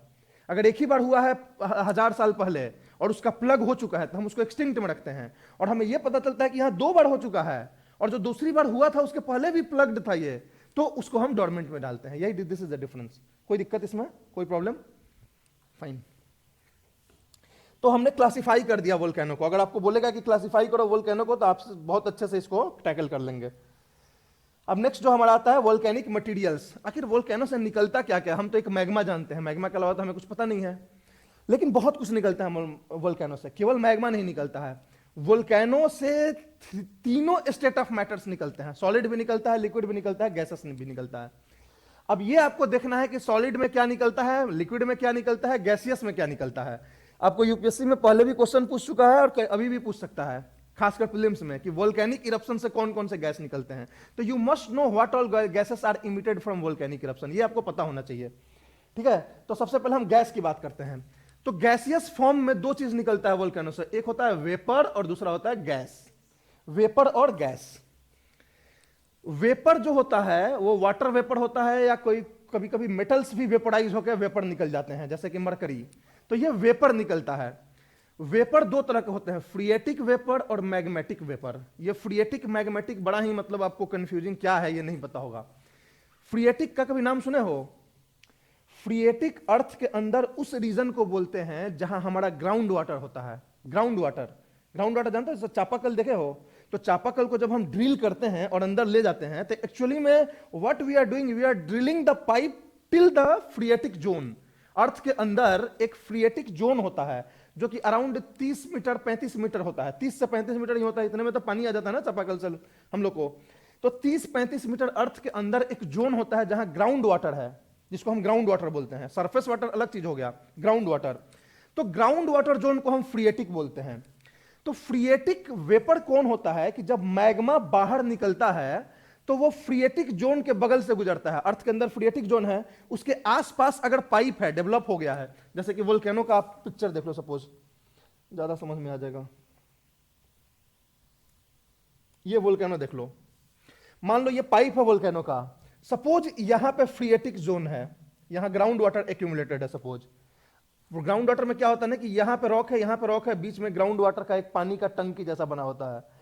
ठीक है, अब ये मैग्मा बहुत ही हॉट निकल रहा है, तो ये मैग्मा हॉट क्या करेगा कि सपोज इन दोनों का कांटेक्ट हो जाए किसी कारण से, ये जो पाइप है और ये जो फ्रिएटिक जोन है इनका कांटेक्ट हो जाए, तो यहां का पानी वेपराइज हो जाएगा, होगा बहुत टेम्परेचर की वजह से, और वहां का वेपर भी इस मैग्मा के साथ निकलने लगेगा। तो ये वाले वेपर को हम क्या बोलते हैं? फ्रिएटिक वेपर। और मैग्मेटिक वेपर बोलते हैं कि जो मैग्मा के साथ उसके चैम्बर से ही आ रहा है, यहीं पे नीचे से ही आ रहा है, तो इसको बोलते हैं मैग्मेटिक वेपर। तो वेपर भी 2 तरह का होता है, फ्रिएटिक वेपर और मैग्मेटिक वेपर। ठीक, तो आपको अगर पूछा जाएगा तो आप बता देंगे दोनों के बारे में कि फ्रिएटिक और मैग्मेटिक क्या होता है। ये सब टर्म्स कई बार दिए होते हैं, खासकर आपको जीसी लियोंग में बहुत मिलेंगे, इसलिए इन टर्म्स को हमने आपको इंट्रोड्यूस कर दिया कि फ्रिएटिक और मैग्मेटिक क्या होता है। तो ये तो वेपर हो गया। गैसेस कौन कौन से निकलते हैं? तो देखो कौन कौन सा, CO2 कार्बन डाइऑक्साइड बिल्कुल निकलता है। देखो प्राइमरली 3 गैसेस होते हैं, कार्बन डाइऑक्साइड निकलता है, सल्फर डाइऑक्साइड निकलता है, और वाटर वेपर तो गैस तो जान ही रहे हो। ये प्राइमरीली 3 होते हैं जो गैसेस निकलते हैं, बट इसके अलावे कई सारे गैसेस निकलते हैं। NOx किसको बोलते हैं? नाइट्रोजन ऑक्साइड्स को, NO2, NO, ये जो नाइट्रोजन ऑक्साइड्स होते हैं, जो पोल्यूटेंट्स हमारा होता है, जो व्हीकल से निकलता है, गाड़ी वाड़ी से, वो वोल्केनो से भी निकलता है। सल्फर डाइऑक्साइड भी वोल्केनो से निकलता है। हाइड्रोजन गैस भी वोल्केनो से निकलता है। हाइड्रोजन सल्फाइड भी निकलता है वोल्केनो से, H2S। कार्बन मोनोऑक्साइड भी निकलता है, मीथेन भी निकलता है, लेकिन ये सारे गैसेस जो है ना बहुत कम अमाउंट में निकलते हैं, और कार्बन डाइऑक्साइड, सल्फर डाइऑक्साइड और वाटर वेपर ह्यूज अमाउंट में निकलता है। लेकिन अगर आपसे पूछा जाए कि कौन कौन से गैस निकल रहे हैं तो आप सबका नाम वहां बताएंगे, चाहे कम अमाउंट में ही क्यों ना निकल रहा हो। तो हाइड्रोजन भी निकलता है, कार्बन मोनोऑक्साइड भी निकलता है, नाइट्रोजन ऑक्साइड्स भी निकलते हैं, मीथेन भी निकलता है, हाइड्रोक्लोरिक एसिड भी निकलता है वेपर के फॉर्म में, गैस के फॉर्म में, तो हाइड्रोक्लोरिक एसिड भी निकलता है। तो ये सारे जो होते हैं गैसेस निकलते हैं मैग्मा के साथ, वोल्केनो से। तो ये सब चीजें याद रखेंगे कि लिक्विड फॉर्म में क्या, सॉरी गैसियस फॉर्म में क्या क्या निकलते हैं। तो गैसियस फॉर्म में ये सारी चीजें निकलते हैं। नेक्स्ट हमारा आता है कि मैग्मा या लावा, ये लिक्विड स्टेट में हो गया जो हमारे वोल्केनिक इरप्शन से निकलता है। तो जो लावा, जो मैग्मा जब अर्थ सरफेस के अंदर होता है तो मैग्मा कहलाता है, बाहर आ गया तो वो लावा कहलाता है। अब ये जो लावा होता है वो दो तरह का होता है, एसिडिक लावा, बेसिक लावा, राइट। एसिडिक लावा जो होता है वो लाइट कलर्ड होता है। उसकी जो कलर देखोगे तो बहुत डार्क नहीं होगा, लाइट कलर्ड का होगा। और इसको दूसरा नाम लाइट कलर्ड को फेल्सिक भी बोलते हैं, फेल्सिक ये टर्म होता है, FELSIC। फेल्सिक का मतलब होता है लाइट कलर्ड। तो ये हल्के कलर का होता है, एसिडिक होता है। और ये एसिडिक क्यों होता है? क्योंकि सिलिका कंटेंट ज्यादा है, ठीक है। तो सिलिका ज्यादा होने की वजह से ये एसिडिक होता है। और ये रेसिस्टेंस टू फ्लो करता है, मतलब ये फ्लो को रेसिस्ट करता है। जैसे मैग्मा बहुत आसानी से नहीं फ्लो करेगा, वहीं पे एक्यूमुलेट हो जाएगा और वहीं पे जम के माउंटेन बना देगा। तो वह एसिडिक लावा की वजह से होता है। जितने भी आपको इसमें दिखते हैं स्टेनोस्फीयर में, ज्यादातर एसिडिक लावा मिलते हैं। बेसिक लावा डार्क कलर का होता है। डार्क कलर का होता है तो डार्क कलर को इसको मैफिक बोलते हैं, MAFIC, मैफिक, राइट। तो आप फेल्सिक मतलब लाइट कलर्ड, मैफिक मतलब डार्क कलर। ये बेसिक होता है, ठीक है। लो सिलिका कंटेंट होता है, लो विस्कस होता है, इसमें मेटल कंटेंट ज्यादा होता है, मैग्नीशियम ज्यादा होता है, एल्यूमिनियम ज्यादा होता है, सिलिका कम होता है, राइट। और इसकी रैपिड फ्लो होती है, ये निकलता है तो आराम से फ्लो कर जाता है। तो जितने भी आप फिशर इरप्शन में देखते हो तो ज्यादातर बेसिक लावा निकलता है। तो ये आपका एसिडिक लावा, बेसिक लावा का आपका कंसेप्ट हो गया। दो तरह का लावा होता है। तो इसके बेसिस पे हमारा कई सारे जो फीचर्स बनते हैं वो डिपेंड करते हैं कि लावा कैसा है, ठीक। कोई दिक्कत? तो ये हो गया आपका लिक्विड फॉर्म, ये हो गया गैसियस फॉर्म। अब सॉलिड फॉर्म में क्या क्या निकलते हैं? अब सॉलिड फॉर्म में जो निकलता है वो फ्रैगमेंटल या पाइरोक्लास्टिक मटेरियल इसको बोलते हैं। फ्रैगमेंटल, फ्रैगमेंट से बना है फ्रैगमेंटल, फ्रैगमेंट मतलब टुकड़े, छोटे छोटे टुकड़े। पाइरोक्लास्टिक मटेरियल जो है इसका टेक्निकल टर्म होता है। जो सॉलिड मटेरियल्स निकलता है चाहे छोटे से छोटे कण का क्यों ना हो, तो इनको पाइरोक्लास्टिक मटेरियल्स बोलते हैं।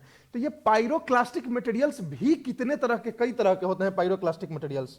जैसे कि आपको पाइरोक्लास्टिक मटेरियल्स में ये सब नाम आपको अक्सर मिलेगा बुक्स में, एसेंशियल, एसेसरी और एक्सीडेंटल। ये तीन तरह के ऑब्जेक्ट्स निकलते हैं सॉलिड फॉर्म में, एसेंशियल, एक्सेसरी और एक्सीडेंटल। ये तीनों का क्या मतलब होता है? एसेंशियल जो होता है, जब लावा जो निकल रहा है इस वाले मतलब वोल्केनिक इरप्शन में, तो वो सॉलिड जब सॉलिडिफाई हो जाए निकलने के पहले और छींटा के रूप में आसमान में निकले, छोटे छोटे कण के रूप में, तो ये एसेंशियल कहलाता है, जिसको हम लाइव लावा बोलते हैं। क्या बोलते हैं? लाइव लावा। मतलब जो इस इरप्शन में जो लावा निकल रहा है उसका पार्ट है ये एसेंशियल। उसी में कुछ कुछ सॉलिडिफाई प्रेसिपिटेट्स बन के छींटा की तरह आसमान में निकल गए, तो वो एसेंशियल कहलाते हैं। एसेसरीज होता है डेड लावा। डेड लावा मतलब कि जो इसके पहले यहां पे वोल्केनिक इरप्शन हुआ था। एक्चुअली होता क्या है ना कि एक ही जगह पे कई बार वोल्केनिक इरप्शन हुआ होता है। ये जो माउंटेन बना है 500 साल पहले वोल्केनिक इरप्शन होकर माउंटेन बना है, फिर वहीं पे वोल्केनिक इरप्शन हो रहा है। तो ये स्ट्रोम्बोली, ये सब जो देखोगे आप मेडिटेरेनियन में, तो अक्सर वहां पे वोल्केनिक इरप्शंस होते रहते हैं। तो जो पिछले इरप्शन का जो लावा है, जो ढक देता है वेंट्स को, जो वहां पे उसको प्लग कर देता है ऊपर से, वो जब टुकड़े टुकड़े होकर आसमान में छींटा उड़ता है तो उसको बोलते हैं एक्सोसरीज। ये डेड लावा हुआ। तो ये हो गया लाइव लावा, ये हुआ डेड लावा। एक्सीडेंटल किसको बोलते हैं? तो हमारे अर्थ के सरफेस का जो होता है, माने ये लावा का पार्ट नहीं है, ये दोनों लावा हुए जो नीचे से आए थे। और हमारे अर्थ का जो सेडिमेंट्री रॉक्स होते हैं अपने, उनका जो कण जो निकलता है उसको एक्सीडेंटल बोलते हैं। तो इसी तरह से एसेंशियल, एसेसरी और एक्सीडेंटल, ये तीन तरह के पाइरोक्लास्टिक मटेरियल्स होते हैं, ठीक है। तो इनका बस याद रखना, इससे ज्यादा याद रखने की जरूरत नहीं है कि एसेंशियल क्या होता है, तो लाइव लावा होता है इस वाले इरप्शन का। एसेसरीज क्या होता है? डेड लावा। अब आपको लगेगा कि लाइव लावा, लावा तो आपने यहां बताया है इसमें, तो मैंने क्या बोला कि ये मैक्सिमम लावा तो लिक्विड फॉर्म में ही निकलता है, लेकिन उसी में कुछ कुछ अगर सॉलिडिफाई हो गए, प्रेसिपिटेट्स के फॉर्म में हो गए, तो उनको हम लाइव लावा बोलते हैं और उनको हम इस कैटेगरी में डाल देते हैं, क्योंकि वो लावा की तरह नहीं निकलते हैं कि पूरा ह्यूज अमाउंट में, वो छोटे छोटे कण की तरह निकलते हैं, राइट, छींटा की तरह निकलता है। तो ये जो है लाइव लावा होगा, एसेंशियल, एसेसरीज, डेड लावा पिछले वाले का, और एक्सीडेंटल का मतलब जो हमारे अर्थ क्रस्ट का ही जो पत्थर होता है अपना, कोई लावा वो नहीं होता है, तो उसका जो निकलता है वो एक्सीडेंटल बोलते हैं। क्योंकि अगर एक्सप्लोजन हो रहा है तो जाहिर सी बात है कि हमारा जो अर्थ आसपास का होगा वो उसका भी छोटे छोटे कण आसमान में उड़ेंगे, तो दैट इज द एक्सीडेंटल। अब ये तो हमने कौन मटेरियल है इसके बेसिस पे पायरोक्लास्टिक मटेरियल को बांट देते हैं। उसके साइज के बेसिस पे भी पायरोक्लास्टिक मटेरियल को बांटा जाता है। वोल्केनिक डस्ट जैसे होगा, डस्ट बोलते हैं एकदम फाइनर पार्टिकल्स जो निकलता है उसको वोल्केनिक डस्ट बोलते हैं। उसके बाद होता है वोल्केनिक एस। वोल्केनिक एस जो होता है वो 2 मिलीमीटर साइज का जो होता है, 2 मिलीमीटर साइज का, उसको वोल्केनिक एस के कैटेगरी में रखते हैं। उसके बाद आता है लपीली। ये लापीली जो होता है वो मटर के साइज का होता है। मटर के साइज का होगा मतलब 2 मिलीमीटर से तो बड़ा हुआ ना, हाफ सेंटीमीटर समझ लो या 1 सेंटीमीटर डायमीटर का समझ लो, तो ये लपीली होता है। और जो 5-6 सेंटीमीटर से ज्यादा होता है जो कि पत्थर की तरह होता है, बाउल्डर्स की तरह, तो वो होता है वोल्केनिक बम बोलते हैं। तो ये जो 4 वोल्केनिक डस्ट, वोल्केनिक एस, लापीली और वोल्केनिक बम, ये सब पायरोक्लास्टिक मटेरियल्स हैं। इनका नाम दिया गया है इनके साइज के अकॉर्डिंग। सबसे जो फाइनर होगा वो वोल्केनिक डस्ट कहला जाएगा। जो 2 मिलीमीटर का छोटे छोटे कण होंगे वो वोल्केनिक एस कहला जाएगा। जो मटर के साइज का होगा वो लपीली कहला जाएगा। और बाउल्डर्स जो होंगे पत्थर की तरह होंगे वो होंगे वोल्केनिक बम। और ये सब एक साथ निकलते हैं आसमान में। तो आसमान में सब ये वोल्केनिक डस्ट जो है बहुत दिनों तक आसमान में रहता है।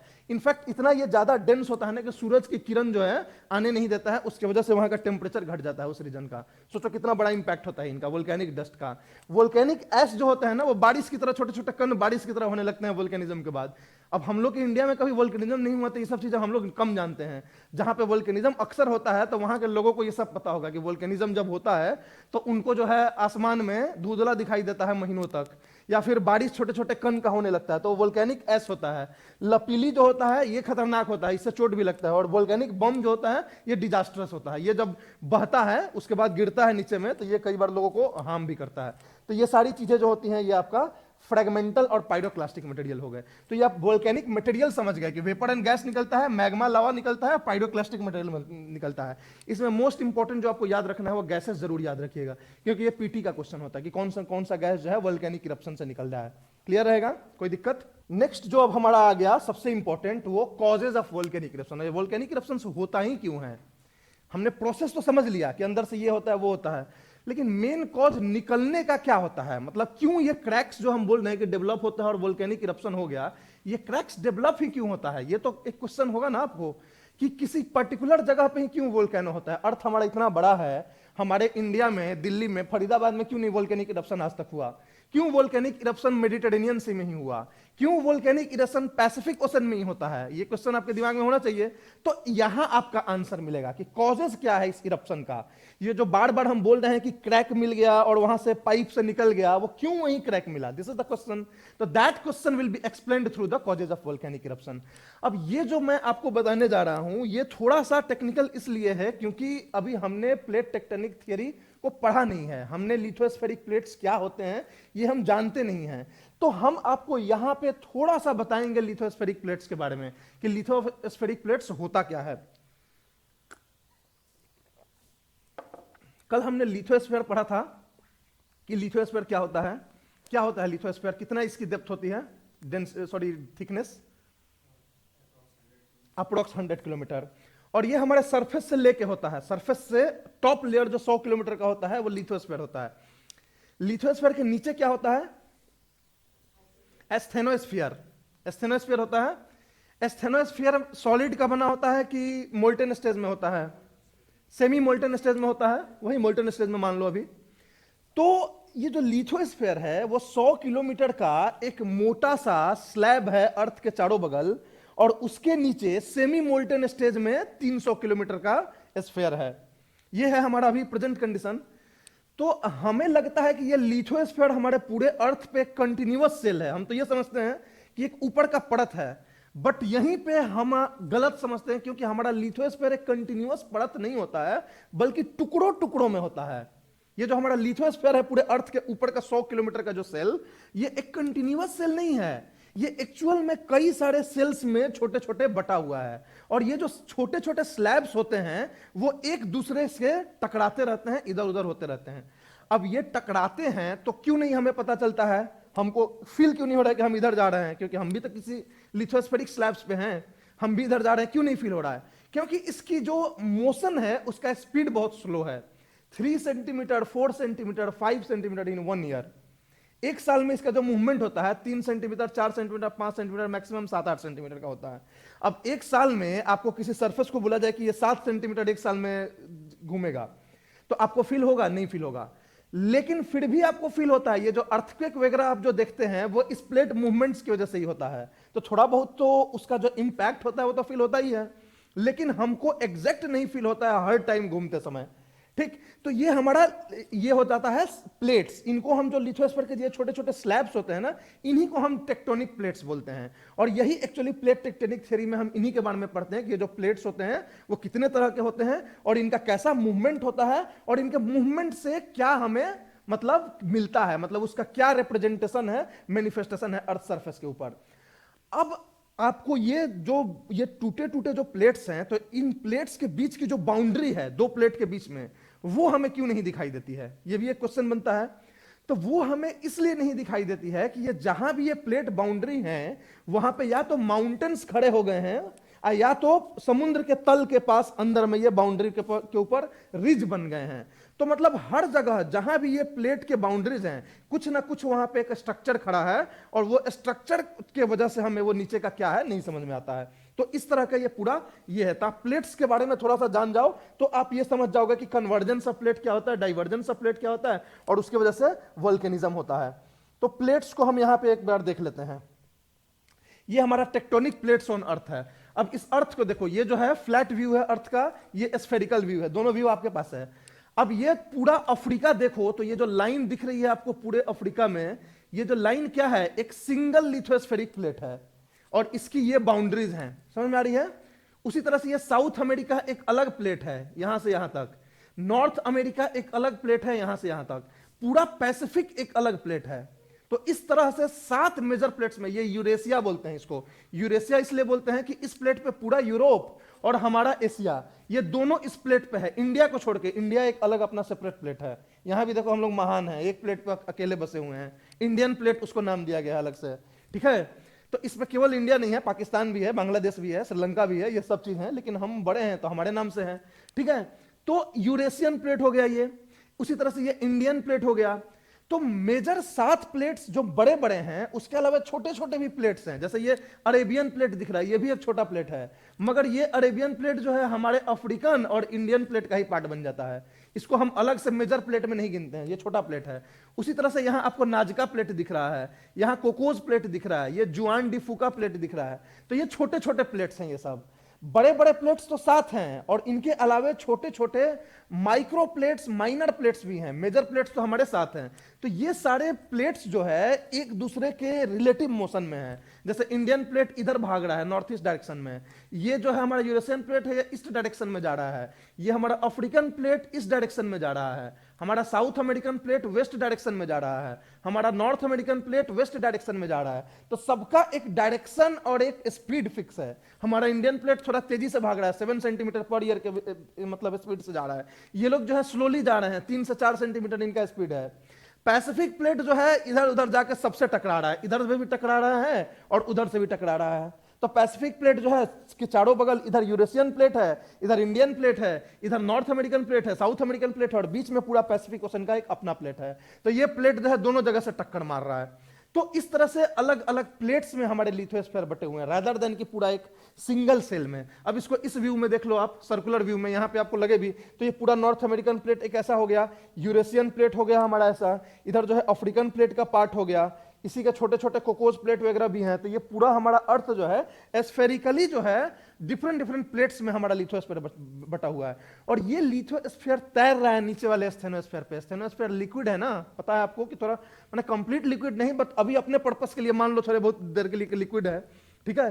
तो उसके ऊपर जो है वो तैर रहा है, मतलब उसके ऊपर फ्लोट कर रहा है और फ्लोटिंग में एक दूसरे से टकरा रहा है। और ये जो टकरा रहे हैं टेक्टोनिक प्लेट, इसी इनके टकराने पे पूरा प्लेट टेक्टोनिक थ्योरी है। और इसी के टकराने से कहीं पे माउंटेन बनता है, कहीं पे अर्थक्वेक आता है, कहीं पे वोल्केनिक इरप्शंस होता है, कहीं पे मिड ओशनिक रिजेज होते हैं, बहुत सारी चीजें होती हैं। तो सब कुछ जो है इसी पे होता है, समझ में आ रही बात है। तो ये पूरा हमारा टेक्टोनिक प्लेट का कंसेप्ट हो गया। अभी के लिए इतना के लिए अभी मैंने बताया। अब बाकी हम जब प्लेट टेक्टोनिक थ्योरी पढ़ाएंगे तो इसमें इस प्लेट्स के बारे में कंप्लीट हम इंफॉर्मेशन बताएंगे कि कौन सा प्लेट कैसा है, वो कैसा मूवमेंट है, किस डायरेक्शन में जा रहा है, किस स्पीड से जा रहा है, और इनके टकराने से कैसे कैसे माउंटेन्स बन रहे हैं। तो ये हम लोग डिटेल में बात करेंगे। बट चूंकि हमारा पर्पस अभी थोड़ा बहुत ये जानना था कि वोल्केनिक इरप्शन होता कैसे है, तो इसके लिए हमारा ये अभी के लिए काफी है। अब जो वोल्केनिक इरप्शंस होते हैं वो तब होते हैं जब दो प्लेट एक दूसरे की तरफ आएंगे और कन्वर्ज करेंगे, तब हमारा वोल्केनिक इरप्शन होगा। और वोल्केनिक इरप्शंस उस समय भी होता है जब दो प्लेट्स एक दूसरे से दूर जाते हैं। तो दोनों ही केस में वोल्केनिज्म होता है, वोल्केनिक प्रोसेस, वोल्केनिक इरप्शंस होता है। तो हमारा कन्वर्जेंस ऑफ प्लेट्स एक कारण है। तो जब भी हमारा प्लेट, जैसे ये मान लो एक लिथोस्फेरिक प्लेट है और ये भी एक लिथोस्फेरिक प्लेट है, दोनों एक लिथोस्फेरिक प्लेट है, दोनों एक दूसरे की तरफ आ रहे हैं और कन्वर्ज हो रहे हैं, ठीक है। और इनके ऊपर समुद्र है, माने ये दोनों ओशनिक क्रस्ट हैं, मतलब ओशनिक लिथोस्फीयर हैं। ये ओशनिक प्लेट और कॉन्टिनेंटल प्लेट, दो तरह का प्लेट को हम बांट देते हैं, डिपेंड अपन कि उनके ऊपर ओशन है कि उनके ऊपर कॉन्टिनेंट है। तो यहां आपको दिख रहा है कि ये बड़ा सा ओशन है, आपका पैसिफिक ओशन है मान लीजिए ये, ठीक है। तो ये दो प्लेट यहां पे आके और दोनों एक दूसरे से टकरा रहे हैं। तो जैसे टकरा रहे हैं ना, तो एक प्लेट जो होता है वो दूसरे प्लेट के अंदर जाने लगता है। मतलब ये दोनों ऐसे टकराते हैं ना, तो जो दोनों में भारी होता है वो नीचे धंसने लगता है। तो ये नीचे धंसते धंसते ये स्टेनोस्फीयर के कांटेक्ट में ये प्लेट आ जाता है जो नीचे जा रहा है, और ये मेल्ट हो, सॉरी, ये जो यहाँ आके मेल्ट हो जाता है। ये जो प्लेट की जो अपना लिथोस्फीयर के जो रॉक्स होते हैं वो मेल्ट हो जाते हैं नीचे जाके, और जैसे ये मेल्ट होंगे ना तो huge amount of pressure create करेंगे, और यहाँ दूसरे प्लेट पे वोल्केनिक इरप्शंस होने लगेगा इनका। तो ये पूरा हर जगह ये एक लाइन में वोल्केनिक इरप्शंस होने लगते हैं। तो जितना इधर आप पैसिफिक ओशन में देखते हो ना वोल्केनिक इरप्शंस होना, जापान के पास ये सब, जापान में खूब वोल्केनिक इरप्शंस होता है, ये इसी प्रोसेस से हो रहा है वोल्केनिक इरप्शंस। क्योंकि पैसिफिक प्लेट जो है वो अंदर सबडक्ट हो रहा है, और उसका जो यूरेशियन प्लेट है, जापान ओपन वाला रीजन, इसके ऊपर जो है वोल्केनिक इरप्शंस हो रहा है। तो इस तरीके से ये एक कारण है वोल्केनिक इरप्शंस का। तो इनको आप क्या बोलोगे? Convergence of plates. तो यहां आपने ओशन ओशन देख लिया, कन्वर्जेंस टाइप। यहां आप कॉन्टिनेंट ओशन देख लो, मान लो ये आपका, सपोज मान लो आपका पैसिफिक ओशन है, और ये जो है आपका साउथ अमेरिकन या नॉर्थ अमेरिकन प्लेट है। ये मान लो अब नॉर्थ अमेरिका इधर है, और नॉर्थ अमेरिका के वेस्ट में पैसिफिक ओशन है। तो पैसिफिक प्लेट अपना एक हो गया, और एक ये हो गया। अब ये प्लेट इधर सबडक्ट हो रहा है, और सबडक्ट होकर मेल्ट होकर फिर जो है कॉन्टिनेंट के ऊपर ये वोल्केनिक इरप्शन हो जाना है। तो आप देख रहे हो कि कन्वर्जेंस की वजह से कैसे वोल्केनिक इरप्शन हो रहा है। तो ये कन्वर्जेंस की वजह से वोल्केनिक इरप्शन हो रहा है, दो प्लेट्स के कन्वर्जेंस से। और ये पूरा जो रिंग ऑफ फायर हमारा बना है, रिंग ऑफ फायर एक्चुअली अभी बात करेंगे क्या होता है। पूरा पैसिफिक ओशन ना वोल्केनिक इरप्शंस, जितने भी कोस्ट हैं पैसिफिक के, वो पूरे वोल्केनिक इरप्शंस होते रहते हैं वहां पे। तो उनको हमने रिंग ऑफ फायर नाम दे दिया है, क्योंकि ये पूरा एक गोल रिंग की तरह ना ये लोग पूरा वोल्केनिक इरप्शन होता है। अब इसके बारे में बात करेंगे, फोटो के साथ हम आपको दिखाएंगे इसको, ठीक। अब आप आ जाओ डाइवर्जिंग प्लेट। अभी तो आप देख रहे थे कि दो प्लेट कन्वर्ज कर रहे हैं, अब 7 प्लेट इधर से उधर घूम रहे हैं। तो कोई किसी से टकराएगा, कोई किसी से दूर जाएगा, दोनों तरह का मोशन हो सकता है। तो अब यहां पे दो प्लेट्स एक दूसरे से दूर जा रहा है, ये प्लेट इधर जा रहा है, ये इधर जा रहा है। नीचे तो स्टेनोस्फीयर तो कॉमन है, स्टेनोस्फीयर तो नहीं बटा है लिथोस्फीयर की तरह अलग अलग। तो स्टेनोस्फीयर से ये मैग्मा ऐसे निकलेगा, जहां से ये दोनों प्लेट अलग जा रहे हैं ना, तो इस रीजन में प्रेशर क्रिएट हो रहा है, और प्रेशर क्रिएट होने से क्रैक डेवलप हो रहे हैं। तो क्रैक डेवलप हो गया तो स्टेनोस्फीयर तो ऑलरेडी तैयार बैठा है ना निकलने के लिए मैग्मा। यहाँ पे वेपर भी है, यहाँ पे प्रेशर भी है। पहले ये लिथोस्फीयर हार्ड यहाँ पे रॉक बैठा हुआ था, इसलिए ये नहीं निकलता था। अब जो है यहाँ इसको वीक जोन मिल गया, तो यहाँ से निकलना शुरू हो जाएगा, और ये पूरे लाइन में जो है volcanic eruption, volcanic eruption, volcanic eruption होके और एक रिज की तरह, पहाड़ की तरह ओशन के अंदर बना देंगे। तो इस तरह से पूरे अटलांटिक ओशन के अंदर एक पहाड़ है, नीचे में रिज जो बना हुआ है एकदम, तो उसको मिड अटलांटिक रिज बोलते हैं। तो ये डाइवर्जिंग प्लेट के तरफ होता है, जब प्लेट एक दूसरे से दूर जा रहा है। तो इस तरह का एक फेनोमेना की वजह से भी क्या होता है, वोल्केनिज्म होता है। अब मिड अटलांटिक बेल्ट जो होता है पूरा, ये सारा इन्हीं वोल्केनिक इरप्शन से बने हुए हैं।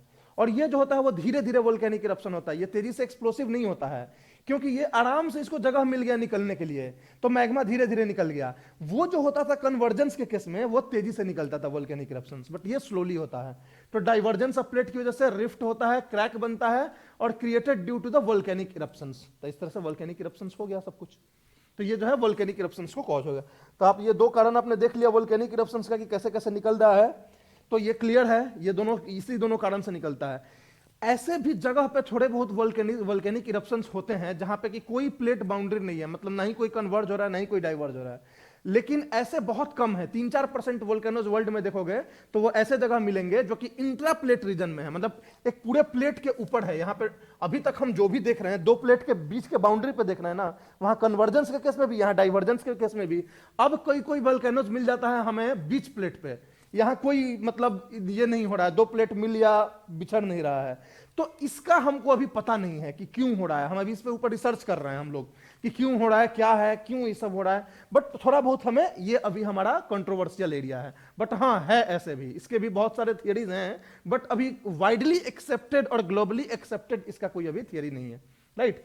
तो ये हमारे कारण हो गए। अब आप आ जाओ इंपैक्ट ऑफ वोल्केनिज्म। वोल्केनिज्म का कारण तो जान लिए, अब वोल्केनिज्म से क्या इफेक्ट है, उसका कॉन्सिक्वेंसेस क्या है। वैसे तो वोल्केनिज्म सुनने में हमेशा खतरनाक ही लगता है, वोल्केनो भूचाल मतलब कि तबाही, बट ऐसा नहीं है। वोल्केनिज्म तबाही होती है, ठीक है, लेकिन इससे हमारे बहुत सारे फायदे भी होते हैं। वोल्केनिज्म से बहुत सारे फायदे होते हैं, जैसे कि वोल्केनो चलो एक डिजास्टर के रूप में होता है कि जब भी वोल्केनो आता है तो उसके आसपास का रीजन जो है वो तबाह कर देता है, तो वोल्केनो एज ए डिजास्टर हो गया। दूसरी बात है कि वोल्केनो जब भी आता है तो ये अर्थक्वेक भी क्रिएट करता है, मतलब जहां जहां वोल्केनिज्म होता है तहां तहां अलोंग विद दैट अर्थक्वेक भी होता है। 99% केसेस में अर्थक्वेक होता है, इनफैक्ट यू कैन कंसीडर 100%। क्यों? क्योंकि जब भी वोल्केनो निकलता है तो वो इतने ह्यूज इंपैक्ट के साथ निकलता है कि अगल बगल का जो रॉक्स होते हैं जो ऑलरेडी बहुत प्रेशर में हैं वो टूट जाते हैं। हमने लास्ट टाइम बात किया था ना कि अर्थक्वेक जब होता है तो रॉक बहुत ही प्रेशराइज्ड हैं और उसके एक दूसरे पर स्लिप कर जाएं या टूट जाएं तो अर्थक्वेक क्रिएट होता है। वेव्स, सिस्मिक वेव्स में कल ही हमने बात किया था इस पे। तो जब भी वोल्केनिक इरप्शंस होता है ना, वो आसपास के रीजन को इतना ज्यादा प्रेशराइज कर देता है कि जो रॉक्स होते हैं वो टूट जाते हैं या फिर फिसल जाते हैं, जिसकी वजह से अर्थक्वेक वेव्स भी क्रिएट हो जाते हैं। तो वोल्केनो एक तरह से अर्थक्वेक को भी इंड्यूस करता है। तो इसीलिए आप डिस्ट्रीब्यूशन देखोगे ना कि कहां कहां अर्थक्वेक है, कहां कहां वोल्केनो में वर्ल्ड में, तो आपको कॉमन दिखेगा। अभी हम कल बात करेंगे अर्थक्वेक की, उसकी भी डिस्ट्रीब्यूशन बताएंगे कि वर्ल्ड के किस जगह पे ज्यादा होता है, किस जगह पे कम होता है। और आज वोल्केनो के बारे में बताएंगे, देखना दोनों रीजन कॉमन होगा, क्योंकि जहां जहां वोल्केनिज्म है तहां तहां अर्थक्वेक भी है। समझ आ रही है बातें? It creates landforms. लैंडफॉर्म्स किसको बोलते हैं? जैसे ये पहाड़ बन गया कोन की तरह वोल्केनो से, इसको एक लैंडफॉर्म बोलते हैं। ये एक पठार बन गया लावा का, ये एक लैंडफॉर्म हो गया। ये प्लेन बन गया लावा प्लेन, ये भी लैंडफॉर्म हो गया। तो डिफरेंट डिफरेंट तरह के जो माउंटेन्स, प्लेन्स, प्लेट्यूज बनते हैं लावा के सोलिडिफिकेशन और एक्यूमुलेशन से, वो क्या हो गए? लैंडफॉर्म्स हो गए। तो एक तरह का लैंडफॉर्म्स भी बन गया। उसके बाद it affect global and regional climates. Global और रीजनल क्लाइमेट्स को कैसे इंपैक्ट करता है ये, तो ये एक बड़ा सा टॉपिक है जिसको हम क्लाइमेटोलॉजी में बात करेंगे। क्योंकि ये जो वोल्केनिक इरप्शन से ह्यूज अमाउंट ऑफ डस्ट निकलता है, तो ये पूरा आसमान में ये लोग क्या करते हैं कि छोटे छोटे छोटे छोटे कण जो है छा जाते हैं, और जो सूर्य की रोशनी आती है उसको ये लोग वापस भेज देते हैं, रिफ्लेक्ट बैक कर देते हैं या एब्जॉर्ब कर लेते हैं। तो इसकी वजह से जो हमारा सनलाइट हम रिसीव करते हैं अपने अर्थ पे, वो थोड़ा सा कम हो जाता है। तो हमारा हीट बजट जो होता है पूरे अर्थ पे, वो गड़बड़ होता है। तो ये वोल्केनिक इरप्शंस की वजह से हमारा जो है ग्लोबल क्लाइमेट जो है एक तरह से इंपैक्टेड होता है। ग्लोबल तो अभी कहना थोड़ा सा बड़ी हो जाए, क्योंकि आपको जब तक पूरी तरह से नहीं समझोगे नहीं समझ आएगा। लेकिन रीजनल लेवल पे वो दिखता है, ग्लोबल लेवल पे हमें दिखता नहीं है, क्योंकि इतना ज्यादा वोल्केनिज्म नहीं होता है जितना बड़ा अर्थ है। लेकिन रीजनल लेवल पे हमें दिखता है, क्योंकि जहां पे भी लार्ज वोल्केनिक इरप्शन होता है वहां पे जो है सूर्य की रोशनी कम होने की वजह से टेम्परेचर कम हो जाता है एक टाइम के बाद। तो ये रीजनल क्लाइमेटिक इफेक्ट हो जाता है, ग्लोबल तो है ही। उसके बाद ये हाइड्रोलॉजिकल साइकिल ऑफ द अर्थ में भी होता है। हाइड्रोलॉजिकल साइकिल का नाम सुने हो अर्थ के? What is hydrological cycle? कोई बात नहीं, नहीं सुने हो। आपको पता है बारिश होती है, बारिश क्यों होती है? क्लाउड्स भारी हो जाते हैं। क्लाउड्स बनते क्यों हैं? कंडेंसेशन की वजह से। कंडेंसेशन कहां से आता है? पानी कंडेंसेशन का ओशन से इवेपोरेशन होता है। तो ओशन से इवेपोरेशन होता है, इवेपोरेशन से आसमान में जाता है, आसमान में कंडेंसेशन होता है, क्लाउड फॉर्मेशन होता है, क्लाउड फॉर्मेशन होने के बाद बारिश होता है, और बारिश होने के बाद नदियों के थ्रू ओशन में फिर से पानी चला जाता है। तो एक साइकिल बन गया कि नहीं बन गया? ये पूरा साइकिल बन गया। इसी साइकिल को हम हाइड्रोलॉजिकल साइकिल बोलते हैं। मतलब hydrological cycle is the entire cyclic process of evaporation, evaporation के बाद कंडेंसेशन, कंडेंसेशन के बाद क्लाउड फॉर्मेशन, क्लाउड फॉर्मेशन के बाद रेनफॉल, जिसको प्रेसिपिटेशन भी बोलते हैं हम लोग क्लाइमेटोलॉजी में। रेनफॉल, रेनफॉल के बाद आपका ये स्ट्रीम फ्लो, मतलब कि जो भी रिवर्स जाके समुद्र में दे दिए, तो पानी यहां से आया, धरती पे गिरा, वापस चला गया। तो ये पूरा साइकिल जो पानी का हो जाता है, ये क्या कहलाता है? Hydrological cycle.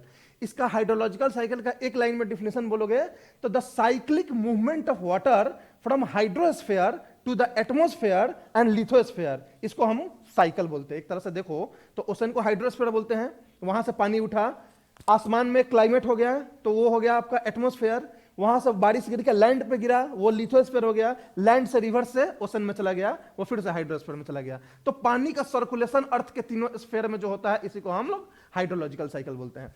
तो हाइड्रोलॉजिकल साइकिल में जो आप बोलते हो कंडेंसेशन, तो कंडेंसेशन ऐसे नहीं होता है, उसके लिए दो कंडीशन चाहिए होता है, तभी कंडेंसेशन होगा।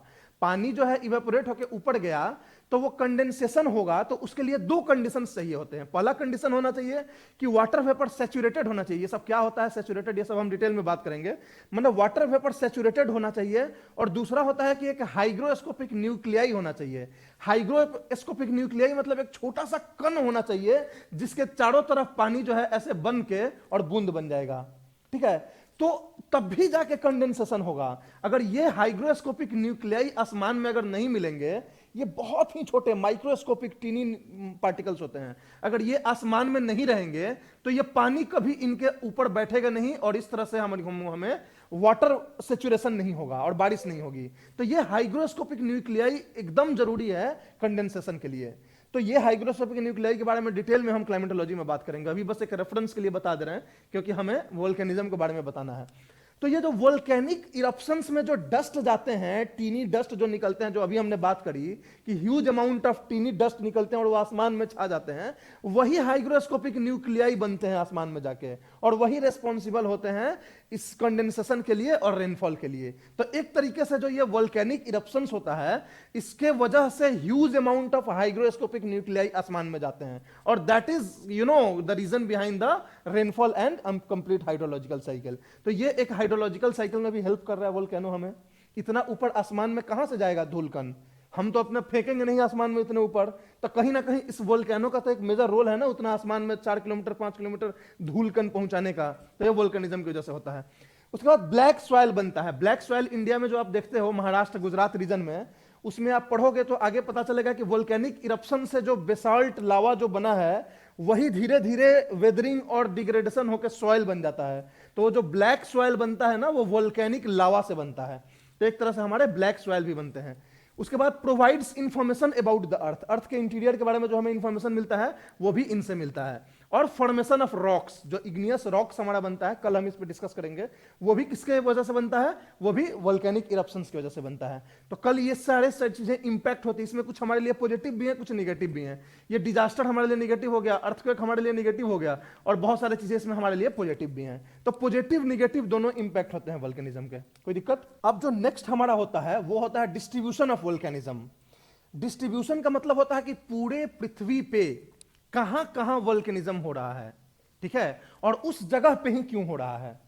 तो हमारे जितने भी वोल्केनिक इरप्शंस आप अभी अर्थ पे देखोगे, तो कुछ ऐसे रीजन है जहां ह्यूज अमाउंट में हैं, मतलब मैक्सिमम जो है ना वो बटे हुए हैं कि इससे इस बेल्ट में आपको ज्यादा मिलेगा, इस बेल्ट में ज्यादा मिलेगा, इस बेल्ट में मिलेगा। मतलब 99% जो वोल्केनिक 95% जो वोल्केनिक इरप्शंस हैं वो 3-4 जगह पे ही हैं। तो वो 3-4 जगह आपको पता होना चाहिए। जैसे एक circum Pacific belt, circum Pacific belt किसको बोलते हैं, तो पैसिफिक ओशन के चारों बगल का जो एरिया होता है वो सर्कम पैसिफिक बेल्ट होता है। अब आप बताओ कि क्यों वहां पे इतना ज्यादा वोल्केनिज्म होता है।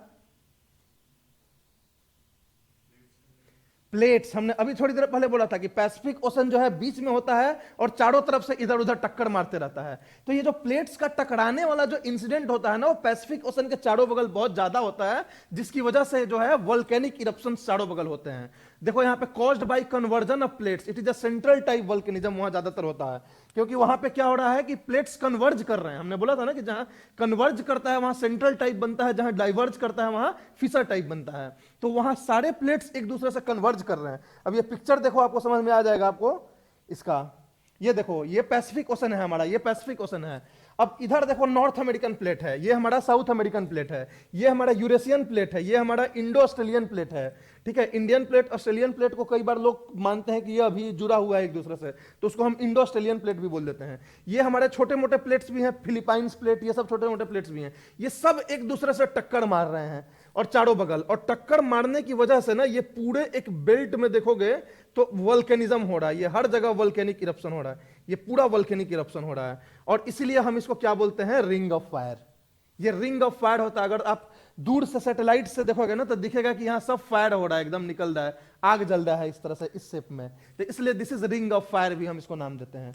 तो ये क्या होता है, सरकम पैसिफिक बेल्ट है। मतलब सरकम का मतलब होता है कि पैसिफिक के चारों ओर। Circum Pacific belt one of the major regions of volcanism over the earth surface.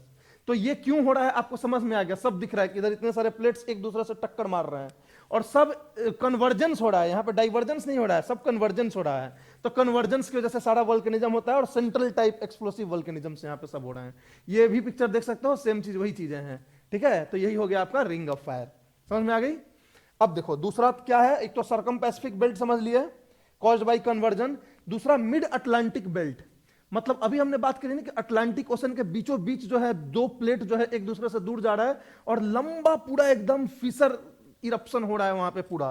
तो मिड अटलांटिक बेल्ट जो होता है वो मिडिल ऑफ अटलांटिक ओशन है, एक एस शेप का जो है लाइन बना हुआ है जिसके ऊपर पूरा वोल्केनिज्म हो रहा है। और उस वोल्केनिज्म के होने की वजह से वहां रिज बन गया है, पहाड़ बन गया है, लावा का पहाड़। ठीक है, caused by divergence of plate, लेकिन वहां पे प्लेट्स डाइवर्ज हो रहे हैं, एक दूसरे से दूर जा रहे हैं और इसकी वजह से ये फिशर टाइप वोल्केनिज्म वहां पे हो रहा है। यहां सेंट्रल टाइप हो रहा था, वहां पे फिशर टाइप हो रहा है। अब यहां पे इस पिक्चर को देख लो, आपको समझ में आ जाएगा। मिड अटलांटिक बेल्ट देखो, ये अटलांटिक ओशन है, ये नॉर्थ अमेरिकन प्लेट है, ये साउथ अमेरिकन प्लेट है, ये अफ्रीकन प्लेट है, ये हमारा यूरेशियन प्लेट है। अब ये यूरेशियन प्लेट हमारा इस डायरेक्शन में जा रहा है, इस डायरेक्शन में।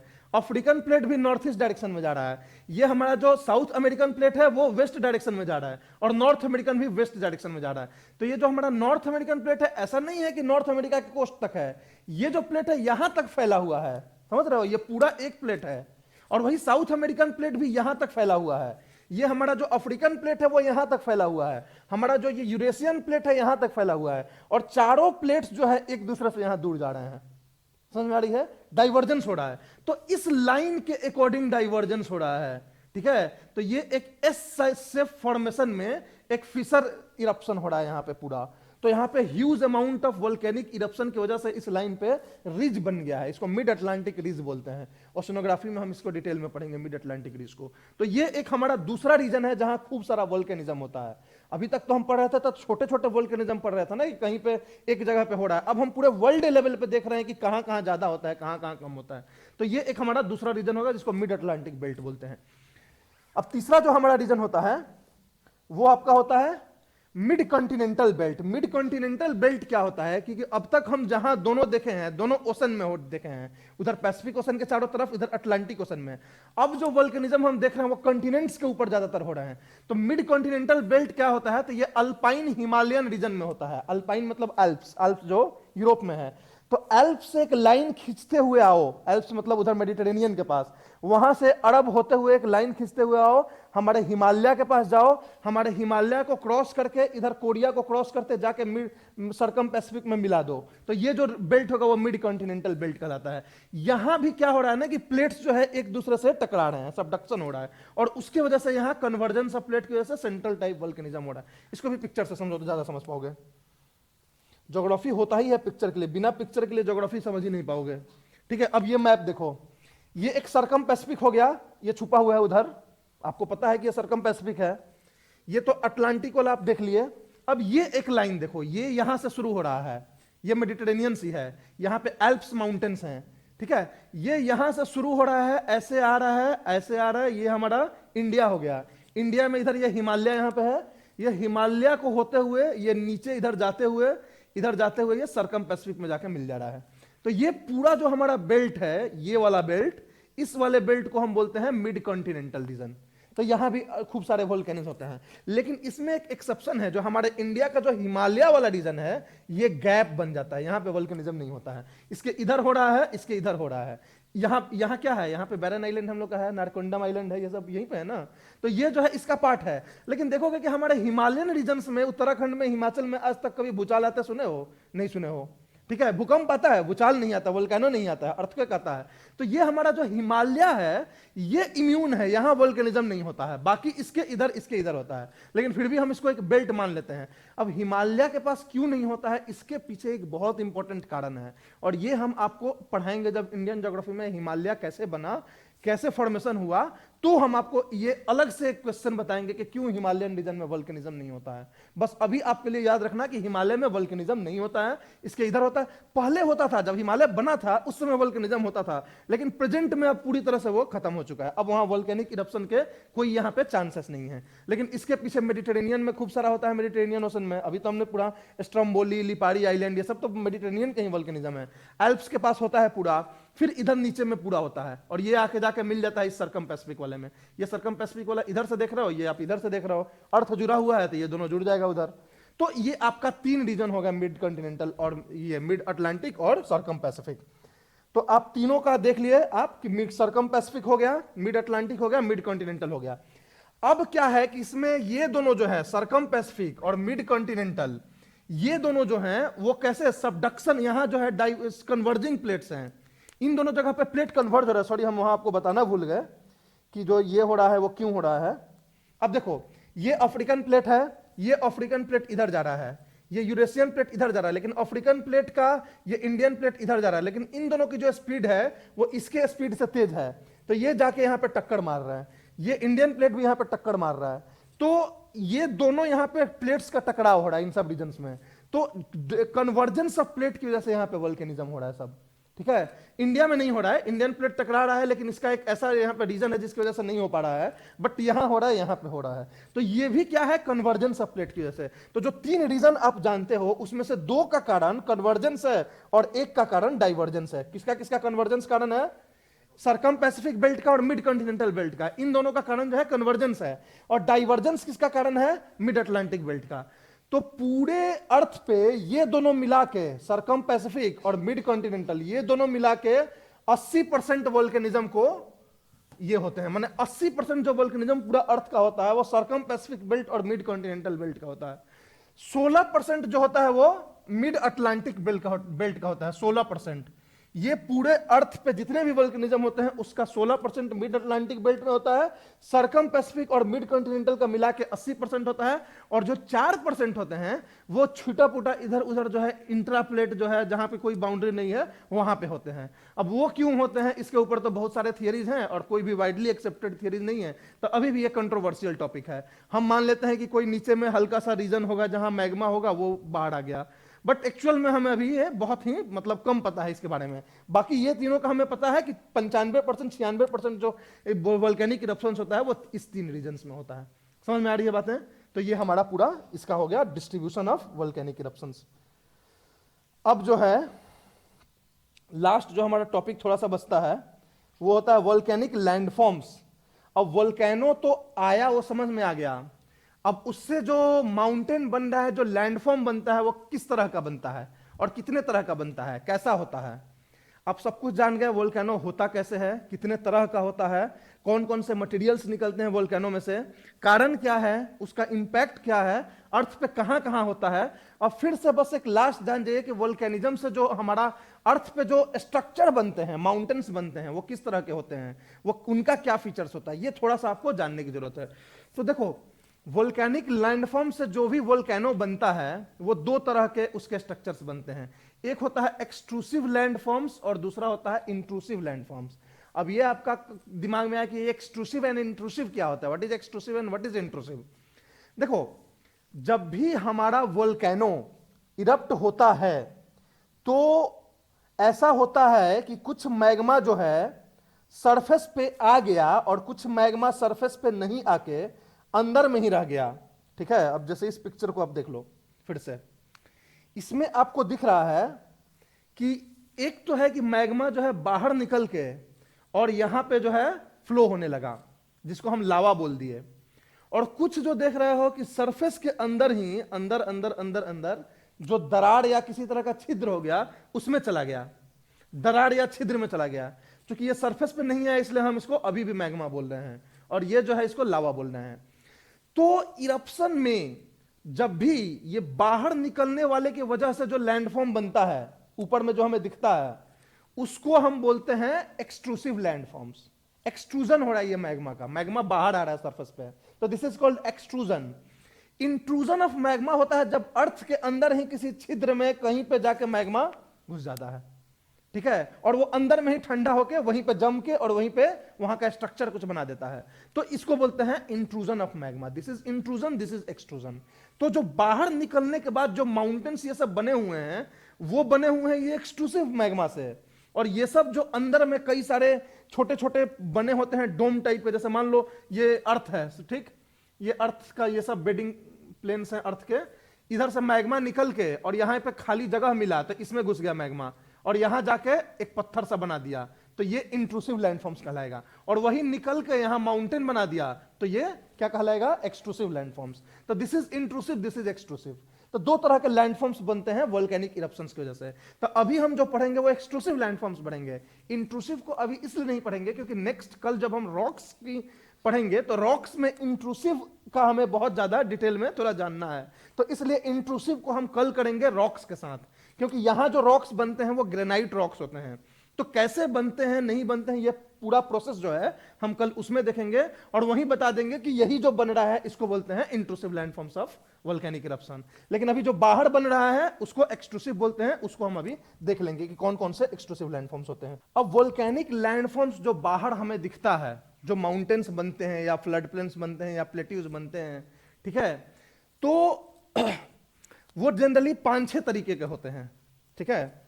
आप ये तो जान गए कि एक ऐसा माउंटेन बन रहा है ये वोल्केनिक इरप्शन से, मगर ये माउंटेन भी कई तरह के होते हैं। इसमें कोई बनता है तो पूरा लावा का बनता है, कोई बनता है तो धूलकण का ही माउंटेन बन जाता है जो वोल्केनो से निकल रहा है, कुछ जो होता है वो लेयर में बनता है, एक लेयर धूलकण का, एक लेयर लावा का, फिर धूलकण का, फिर लावा का। देखो जब भी वोल्केनिक इरप्शन होता है तो कोई जरूरी नहीं है कि हर बार मैग्मा ही निकले। कई बार वोल्केनिक इरप्शन होता है तो मैग्मा नहीं निकला और धूलकण पूरा निकल गया, और वही धूलकण जो जम के और एक पहाड़ बना दिया, तो वो भी वोल्केनिक लैंडफॉर्म्स हम उसको भी बोलते हैं, क्योंकि जो मटेरियल से वो पहाड़ बना, जो पायरोक्लास्टिक मटेरियल्स जो निकले वो भी तो वोल्केनिक इरप्शन से ही निकले हैं। कई बार ऐसा होता है कि धूलकण ज्यादा नहीं निकला, पूरा लावा ही केवल निकल गया और पूरा पहाड़ लावा का ही बन गया। कई बार ऐसा होता है कि सक्सेसिव स्टेज में होगा, एक बार निकला तो धूलकण निकल के एक पहाड़ बन गया, दूसरी बार निकला वहीं पे तो मैग्मा केवल निकल के एक पहाड़ बना दिया, फिर तीसरी बार निकला तो धूलकण बन करके एक पहाड़ बना दिया, तो उस वही पहाड़ लेयर बाय लेयर बनता चला गया। तो इस तरह का भी एक बनता है। तो इसी बेसिस पे हम जो है बांट बांट के फिगर के साथ देखेंगे कि कितने तरह के लैंडफॉर्म्स होते हैं। अब पहला हुआ एसिडिक लावा कोन। इसमें क्या होता है कि हाईली विस्कस लावा जो है निकलता है और एक कोनिकल माउंटेन बना देता है। इसमें क्या है कि लावा जो है विस्कसिटी ज्यादा होती है तो लावा फैल नहीं रहा है, और फैल नहीं रहा है तो क्या हो रहा है कि ये अर्थ है, सपोज यहां से ये पाइप है, यहां से हाईली विस्कस लावा, विस्कस लावा का मतलब होता है कि सिलिका रिच, और वो जो है एकदम निकला एक्सप्लोड होके और ऐसे पहाड़ बना दिया, एकदम स्टिप सा बिल्कुल पहाड़ बना दिया। अब इसकी विस्कोसिटी ज्यादा है तो ये बह नहीं रहा है, तो बह नहीं रहा है तो ऐसे ही में ही ये जम गया और ये पूरा मैग्मा है, तो ये हो गया एसिडिक लावा कोन्स बन गया इस तरीके का, ठीक है। अब दूसरा जो तरीका होता है वो सिंडर कोन बोलते हैं। सिंडर कोन के केस में क्या हो रहा है कि मैग्मा निकल ही नहीं रहा है, केवल धूलकण निकल रहे हैं, पायरोक्लास्टिक मटेरियल्स निकल रहे हैं, मैग्मा नहीं निकला और ह्यूज अमाउंट ऑफ धूलकणस निकल गया, और ये धूलकणस जब नीचे जमीन पे आते हैं तो ऐसे एक्यूमुलेट होके और इस तरह से धूलकण और पत्थर छोटे छोटे पार्टिकल्स का एक पहाड़ बन गया। इसमें लावा नहीं निकला पूरी तरह से, तो इस तरह के मटेरियल्स को हम बोलते हैं सिंडर, CINDER, सिंडर, सिंडर बोलते हैं। और ये जो कोन बनता है इसको बोलते हैं हम सिंडर कोन। तो ये सिंडर कोन जो बनता है found by accumulation of pyroclastic materials only, इसमें लावा नहीं है, केवल pyroclastic material, there is no lava here, तो ये सिंडर कोन बन गया, राइट। अभी पिक्चर से भी आपको दिखा देंगे। अब सिंडर कोन का जैसा पिक्चर आप देख लो, एक देखो ये सिंडर कोन है। अब यहां देखो, यहां लावा नहीं है, लावा यहीं पे आके खत्म हो गया, रेड रेड नहीं दिख रहा कहीं पे भी। ये क्या हुआ कि यहां पे सारे क्लाउड्स निकल गए डस्ट पार्टिकल्स के, बट लावा इस वेंट में ही रह गया, ये नहीं निकल पाया। प्रेशर नहीं मिला, वापस चला गया। लेकिन डस्ट पार्टिकल्स निकल के यहां पे सब जम गए, गिर के, और ये जो सब डस्ट पार्टिकल्स के बने हुए माउंटेन्स बना, इसको हम सिंडर कोन बोल दिए। तो this is cinder cone, right. अब जो है एक आता है कंपोजिट कोन। कंपोजिट कोन में क्या होता है कि formed by successive layers of lava and cinder. अभी हमने बोला ना कि कई बार ऐसा होता है कि पहले सिंडर निकला, एक सिंडर का पहाड़ बन गया, मतलब फिर अगली बार में केवल लावा निकला तो एक लावा का पहाड़ बन गया उसके ऊपर, फिर एक बार सिंडर निकला तो लेयर बाय लेयर बन जाता है। अब इसके पिक्चर से समझो, आपको समझ में आ जाएगा। अब ये देखो कंपोजिट, इसको एक मिनट के लिए मत देखो, केवल इसको देखो, कंपोजिट है। अब इसमें क्या हुआ कि सबसे पहले ये जो दिख रहा है ये लावा है, ये जो दिख रहा है लाइट कलर में वो एस है। एस मतलब वही धूलकण जो पाइरोक्लास्टिक मटेरियल होते हैं, और ये जो डार्क कलर है ये लावा है। सबसे पहला जो बना, ये सबसे पहले ये बना होगा, उसके ऊपर से ये बना होगा, फिर ये बना होगा, ऐसे ही बना होगा ना। सबसे पहले ये तो ऐसा माउंटेन बना होगा, फिर ऐसे बना होगा, फिर ऐसे बना होगा, फिर ऐसे बना होगा, लाइक दिस, ऐसे बना होगा। अभी जाके ये कई सक्सेसिव वोल्केनिज्म के बाद ऐसा बना है। तो सबसे पहला जो आपको दिख रहा है नीचे में, सबसे पहला जो नीचे में दिख रहा है वो क्या दिख रहा है? डार्क कलर दिख रहा है। इसका मतलब कि ये जो है मैग्मा निकल के सबसे पहले लावा कोन बनाया छोटा सा, फिर अगली बार हुआ तो एस केवल बना यहां पे, फिर अगली बार हुआ तो मैग्मा बना, फिर एस बना, मैग्मा एस। इसी तरह से आप यहां देखोगे तो सक्सेसिव लेयर्स में मैग्मा और एस का, मैग्मा मतलब लावा समझ लो, बाहर आ गया तो लावा हो गया, वो लावा और एस का ये एक सक्सेसिव लेयर्स बन गए इसके ऊपर। तो this is called composite cones, जो दोनों से बने हुए हैं। तो ऐसा भी होता है। अब मैंने आपको कई बार यही बता रहा हूं कि वोल्केनिक जो माउंटेन्स बनते हैं वो कई सारे वोल्केनिक इरप्शन से बनते हैं। ये बना होगा आपको मान लो 2000-5000 साल पहले वोल्केनिक इरप्ट हुआ होगा, ये हुआ होगा आपको 2000 साल पहले, ये हुआ होगा 1500 साल पहले, ये हुआ है 1000 साल पहले। तो ऐसे ऐसे मतलब होते रहते हैं, ठीक है। ऐसा नहीं है कि सब एक साथ एक दिन में या 10 दिन में बन जाता है। अब आपका नेक्स्ट हो गया पैरासाइटिक कोन्स। पैरासाइटिक कोन्स तब बोलते हैं जब एक बड़ा वाला कोन बन गया और उस बड़ा वाले कोन के से एक सेकेंडरी वेंट निकला। सेकेंडरी वेंट का हमने कंसेप्ट बताया था ना कि एक मेन वेंट होता है और उस मेन वेंट से कनेक्टेड एक सेकेंडरी वेंट निकलता है। तो जब ये सेकेंडरी वेंट भी अर्थ सरफेस पे पहुंच के और बड़े वाले कोन के स्लोप पे एक छोटा सा कोन बना दे तो उसको पैरासाइटिक बोलते हैं। पैरासाइट का मतलब क्या होता है बायोलॉजी में? जो किसी और के पे फीड होके खुद ग्रो करता है। जैसे हमारा खून से को फीड करके वायरस ग्रो कर रहा है हमारे अंदर, हमारे टिश्यू को खा के, सेल्स को खा के वायरस ग्रो करता है, तो इसको पैरासाइट्स बोलते हैं। उसी तरह से हमारे जो क्या बोलते हैं, जू होते हैं, वो हमारे खून को सक करके और खुद ग्रो होते हैं उससे, मच्छर जो है, तो ये लोग पैरासाइट कहलाते हैं। तो इसको पैरासाइटिक कोन्स इसलिए बोलते हैं कि ये जो छोटे वाले कोन्स होते हैं बड़े वाले के स्लोप पे, वो जो मैग्मा ले रहे हैं बनने के लिए, वो बड़े वाले कोन का जो वेंट है उसी से ले रहे हैं। तो सपोज आप ये समझ लो कि ये जो छोटे वाले कोन से, ये पैरासाइटिक कोन कहलाता है। ये तो बड़ा कोन मेन कोन हो गया। ये जो कोन बनता है ये पैरासाइटिक कोन कहलाता है, क्योंकि ये कोन बनाने के लिए जो मैग्मा को इसको जरूरत पड़ी, वो मैग्मा कहां से लिया? मेन वेंट से लिया। और ये मेन वेंट किसका है? इस बड़े वाले का है। तो इसकी नस से खून लेके ये ग्रो कर रहा है, राइट। तो दिस काइंड ऑफ कोन्स ये भी कई बार बने हुए होते हैं। एक बड़े से माउंटेन्स जो होते हैं उनके स्लोप्स पे छोटे छोटे वोल्केनिक माउंटेन्स ऐसे बने होते हैं, ऐसे ऐसे बने होते हैं, राइट। तो these are called parasitic cones. और ये इनका जो वेंट है वो मेन वेंट से कनेक्टेड होता है। ये डायरेक्टली इस चेंबर से नहीं कनेक्टेड होते हैं, ये इससे कनेक्टेड होते हैं। डायरेक्टली चेंबर से कनेक्टेड होते हैं तो ये सेपरेट को कहलाते हैं, लेकिन इससे ले लेके और ये अपना बनाए हुए हैं अपना अपना छोटे छोटे माउंटेन्स। तो these are called parasitic cones. Parasitic cones तुम बड़े वाले को नहीं बोलोगे, ये छोटे छोटे वाले को बोलोगे। मेन कोन के ऊपर पैरासाइटिक कोन्स बन रहे हैं। तो दिस इज एक तरह का, आपको कई जगह पे आपको पैरासाइटिक कोन्स मिल जाएगा। ये सब आपको इसलिए नहीं दिखता है कि हमारे इंडिया में वोल्केनिज्म होता ही नहीं है। हमारे इंडिया में वोल्केनिज्म भी होता है तो ये सारे तरह के माउंटेन्स आपको कई जगह पे टूरिस्ट प्लेस बने होते हैं कि भाई वहां पे पैरासाइटिक कोन्स दिखता है, जाओ, वहां पे सिंडर कोन दिखता है, जाओ। हम लोग के यहाँ है नहीं। हम लोग के यहाँ तो केवल हिमालय बना हुआ है, वेस्टर्न घाट बना हुआ है जहां आप जाते हो घूमने के लिए। तो फॉरेन में जाओगे तो इस तरह का आपको बहुत चीजें मिलेंगी। अब आप नेक्स्ट आ गया इंट्रूसिव लैंडफॉर्म। सॉरी, इसमें एक और चीज था, ये समझ गए पैरासाइटिक। अब ये होता है बेसिक लावा डोम। बेसिक लावा डोम क्या होता है कि ये जो होता है जब कोई, ये भी एक सेंट्रल टाइप ही होता है, माउंटेन ही बनता है इसमें भी, लेकिन जो इसका लावा होता है वो इसकी तरह एसिडिक नहीं होता है, ये बेसिक होता है तो ये ज्यादा फैलता है। तो फैलने की वजह से ये माउंटेन नहीं बन के ये कैसा बन जाता है? तो एक डोम की तरह बन जाता है। जैसे मान लो सपोज ये अर्थ है, अर्थ है। अब एसिडिक जो होता है वो पूरा फैल के ऐसे बनता है माउंटेन, तो ये एसिडिक हो गया। लेकिन जब बेसिक लावा होगा, लावा की जो विस्कोसिटी कम होगी, तो वो कैसा बनेगा कि ऐसा बनेगा जैसे इधर से निकला ये फैलने लगेगा, ये फैलने लगेगा, तुरंत फैलने लगेगा। तो फैलने की वजह से इसका जो हाइट होगी वो बहुत बड़ी नहीं होगी एसिडिक की तरह, और ऐसे एक डोम की तरह ये बन जाएगा, ऐसा लगेगा कि कोई ऐसे ये रख दिया गया है इसके ऊपर। तो this is called basic lava dome. तो बेसिक लावा डोम जो होता है वो कैसे बनता है, एक तो कि स्लो एक्सट्रूजन से बनता है, लावा फॉर्म होता है और डोम लाइक स्ट्रक्चर बनता है। ये माउंटेन लाइक कोनिकल स्ट्रक्चर नहीं बनता है।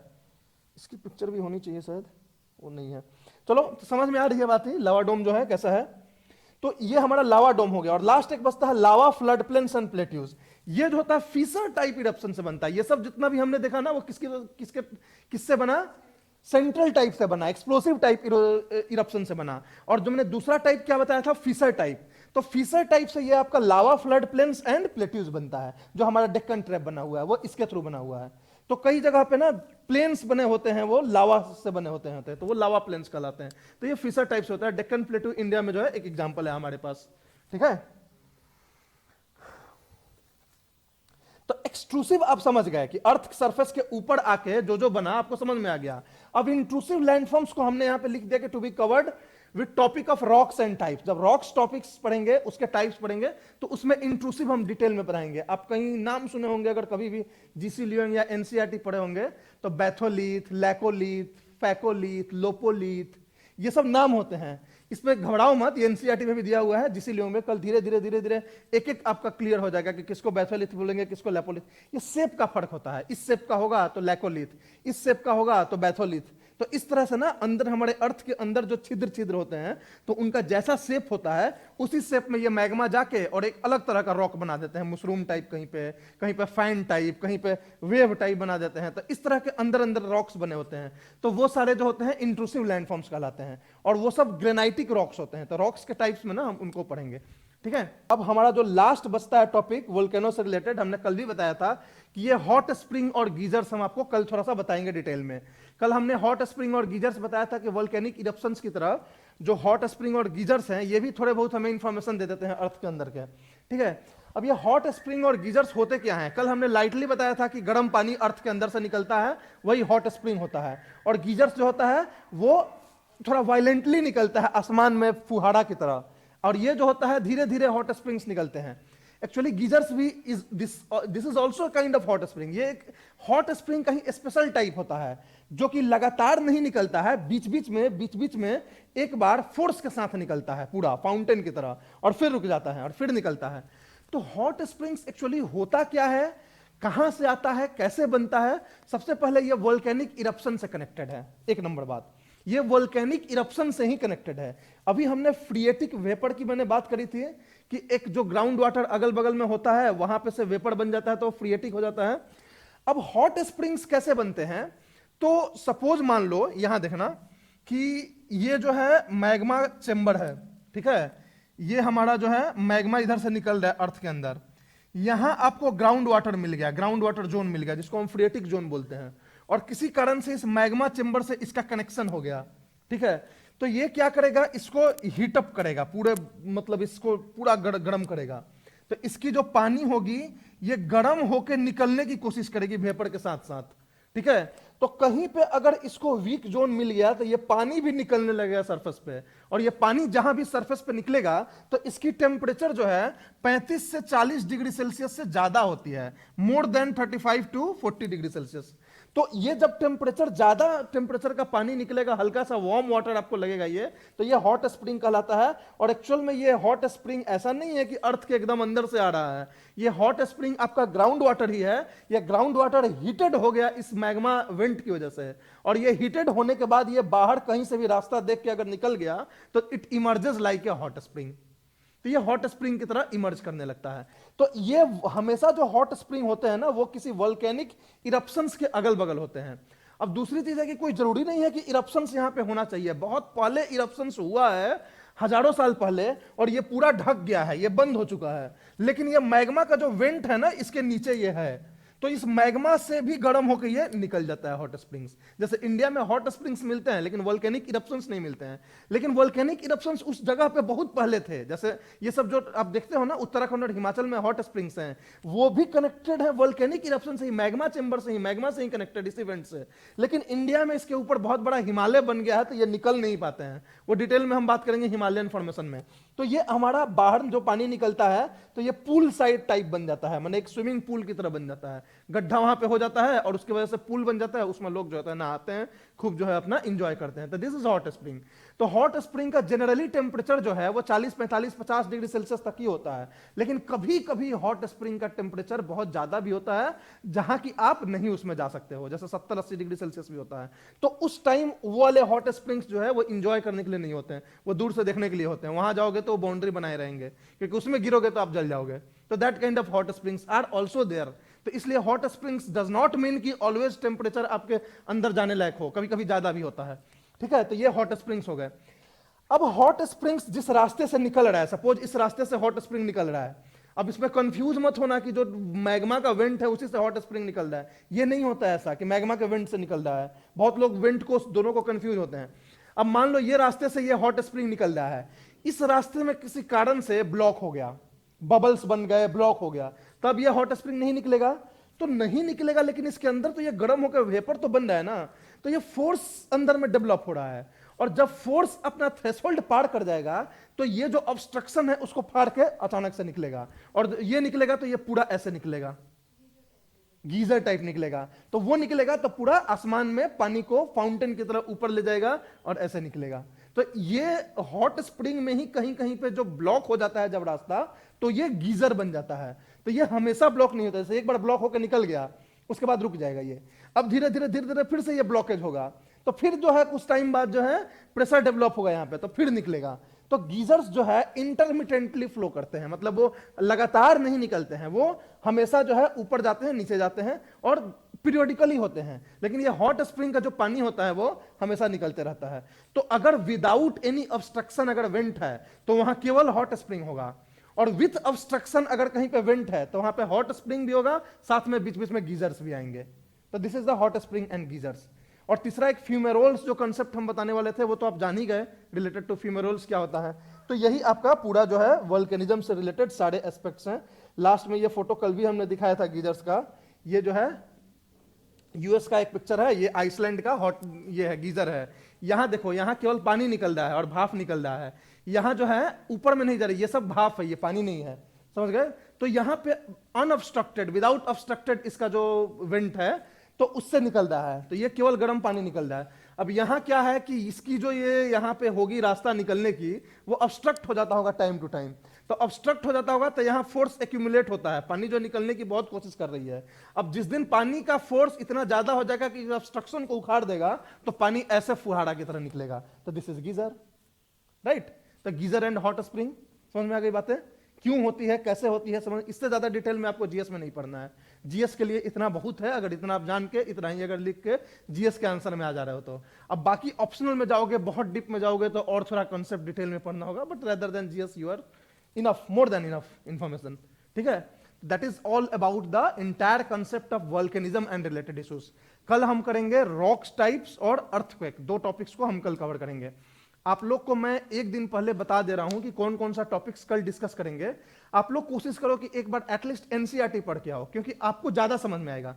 एनसीईआरटी या कोई भी बुक जो आप मैंने बताया है, अगर उसको पढ़ के आ रहे हो फिर वापस, तो आपको बहुत कुछ चीजें क्लियर होंगी, क्योंकि आप उस समय स्ट्रगल करोगे माइंड में कि अच्छा ये ऐसा क्यों हो रहा है, और आपके पास क्वेश्चंस भी होंगे पूछने के लिए।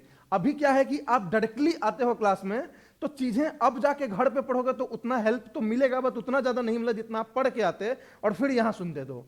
तो कल हम रॉक टाइप्स करने जा रहे हैं और अर्थक्वेक करने जा रहे हैं। तो ये दोनों टॉपिक आप एटलीस्ट एक बार दो बार रीडिंग मार के, 4, 5, 10 पढ़ने का होगा पूरा बुक में, तो इसको रीडिंग मार के आप आइएगा कि कौन कौन से अर्थक्वेक के कॉजेज होते हैं, कहां कहां अर्थक्वेक होता है, अर्थक्वेक के इंपैक्ट्स क्या क्या होते हैं, क्या मतलब होता है, ये सारी चीजें ना थोड़ा सा आप देख के आएंगे, ठीक है। Thank you and have a nice day.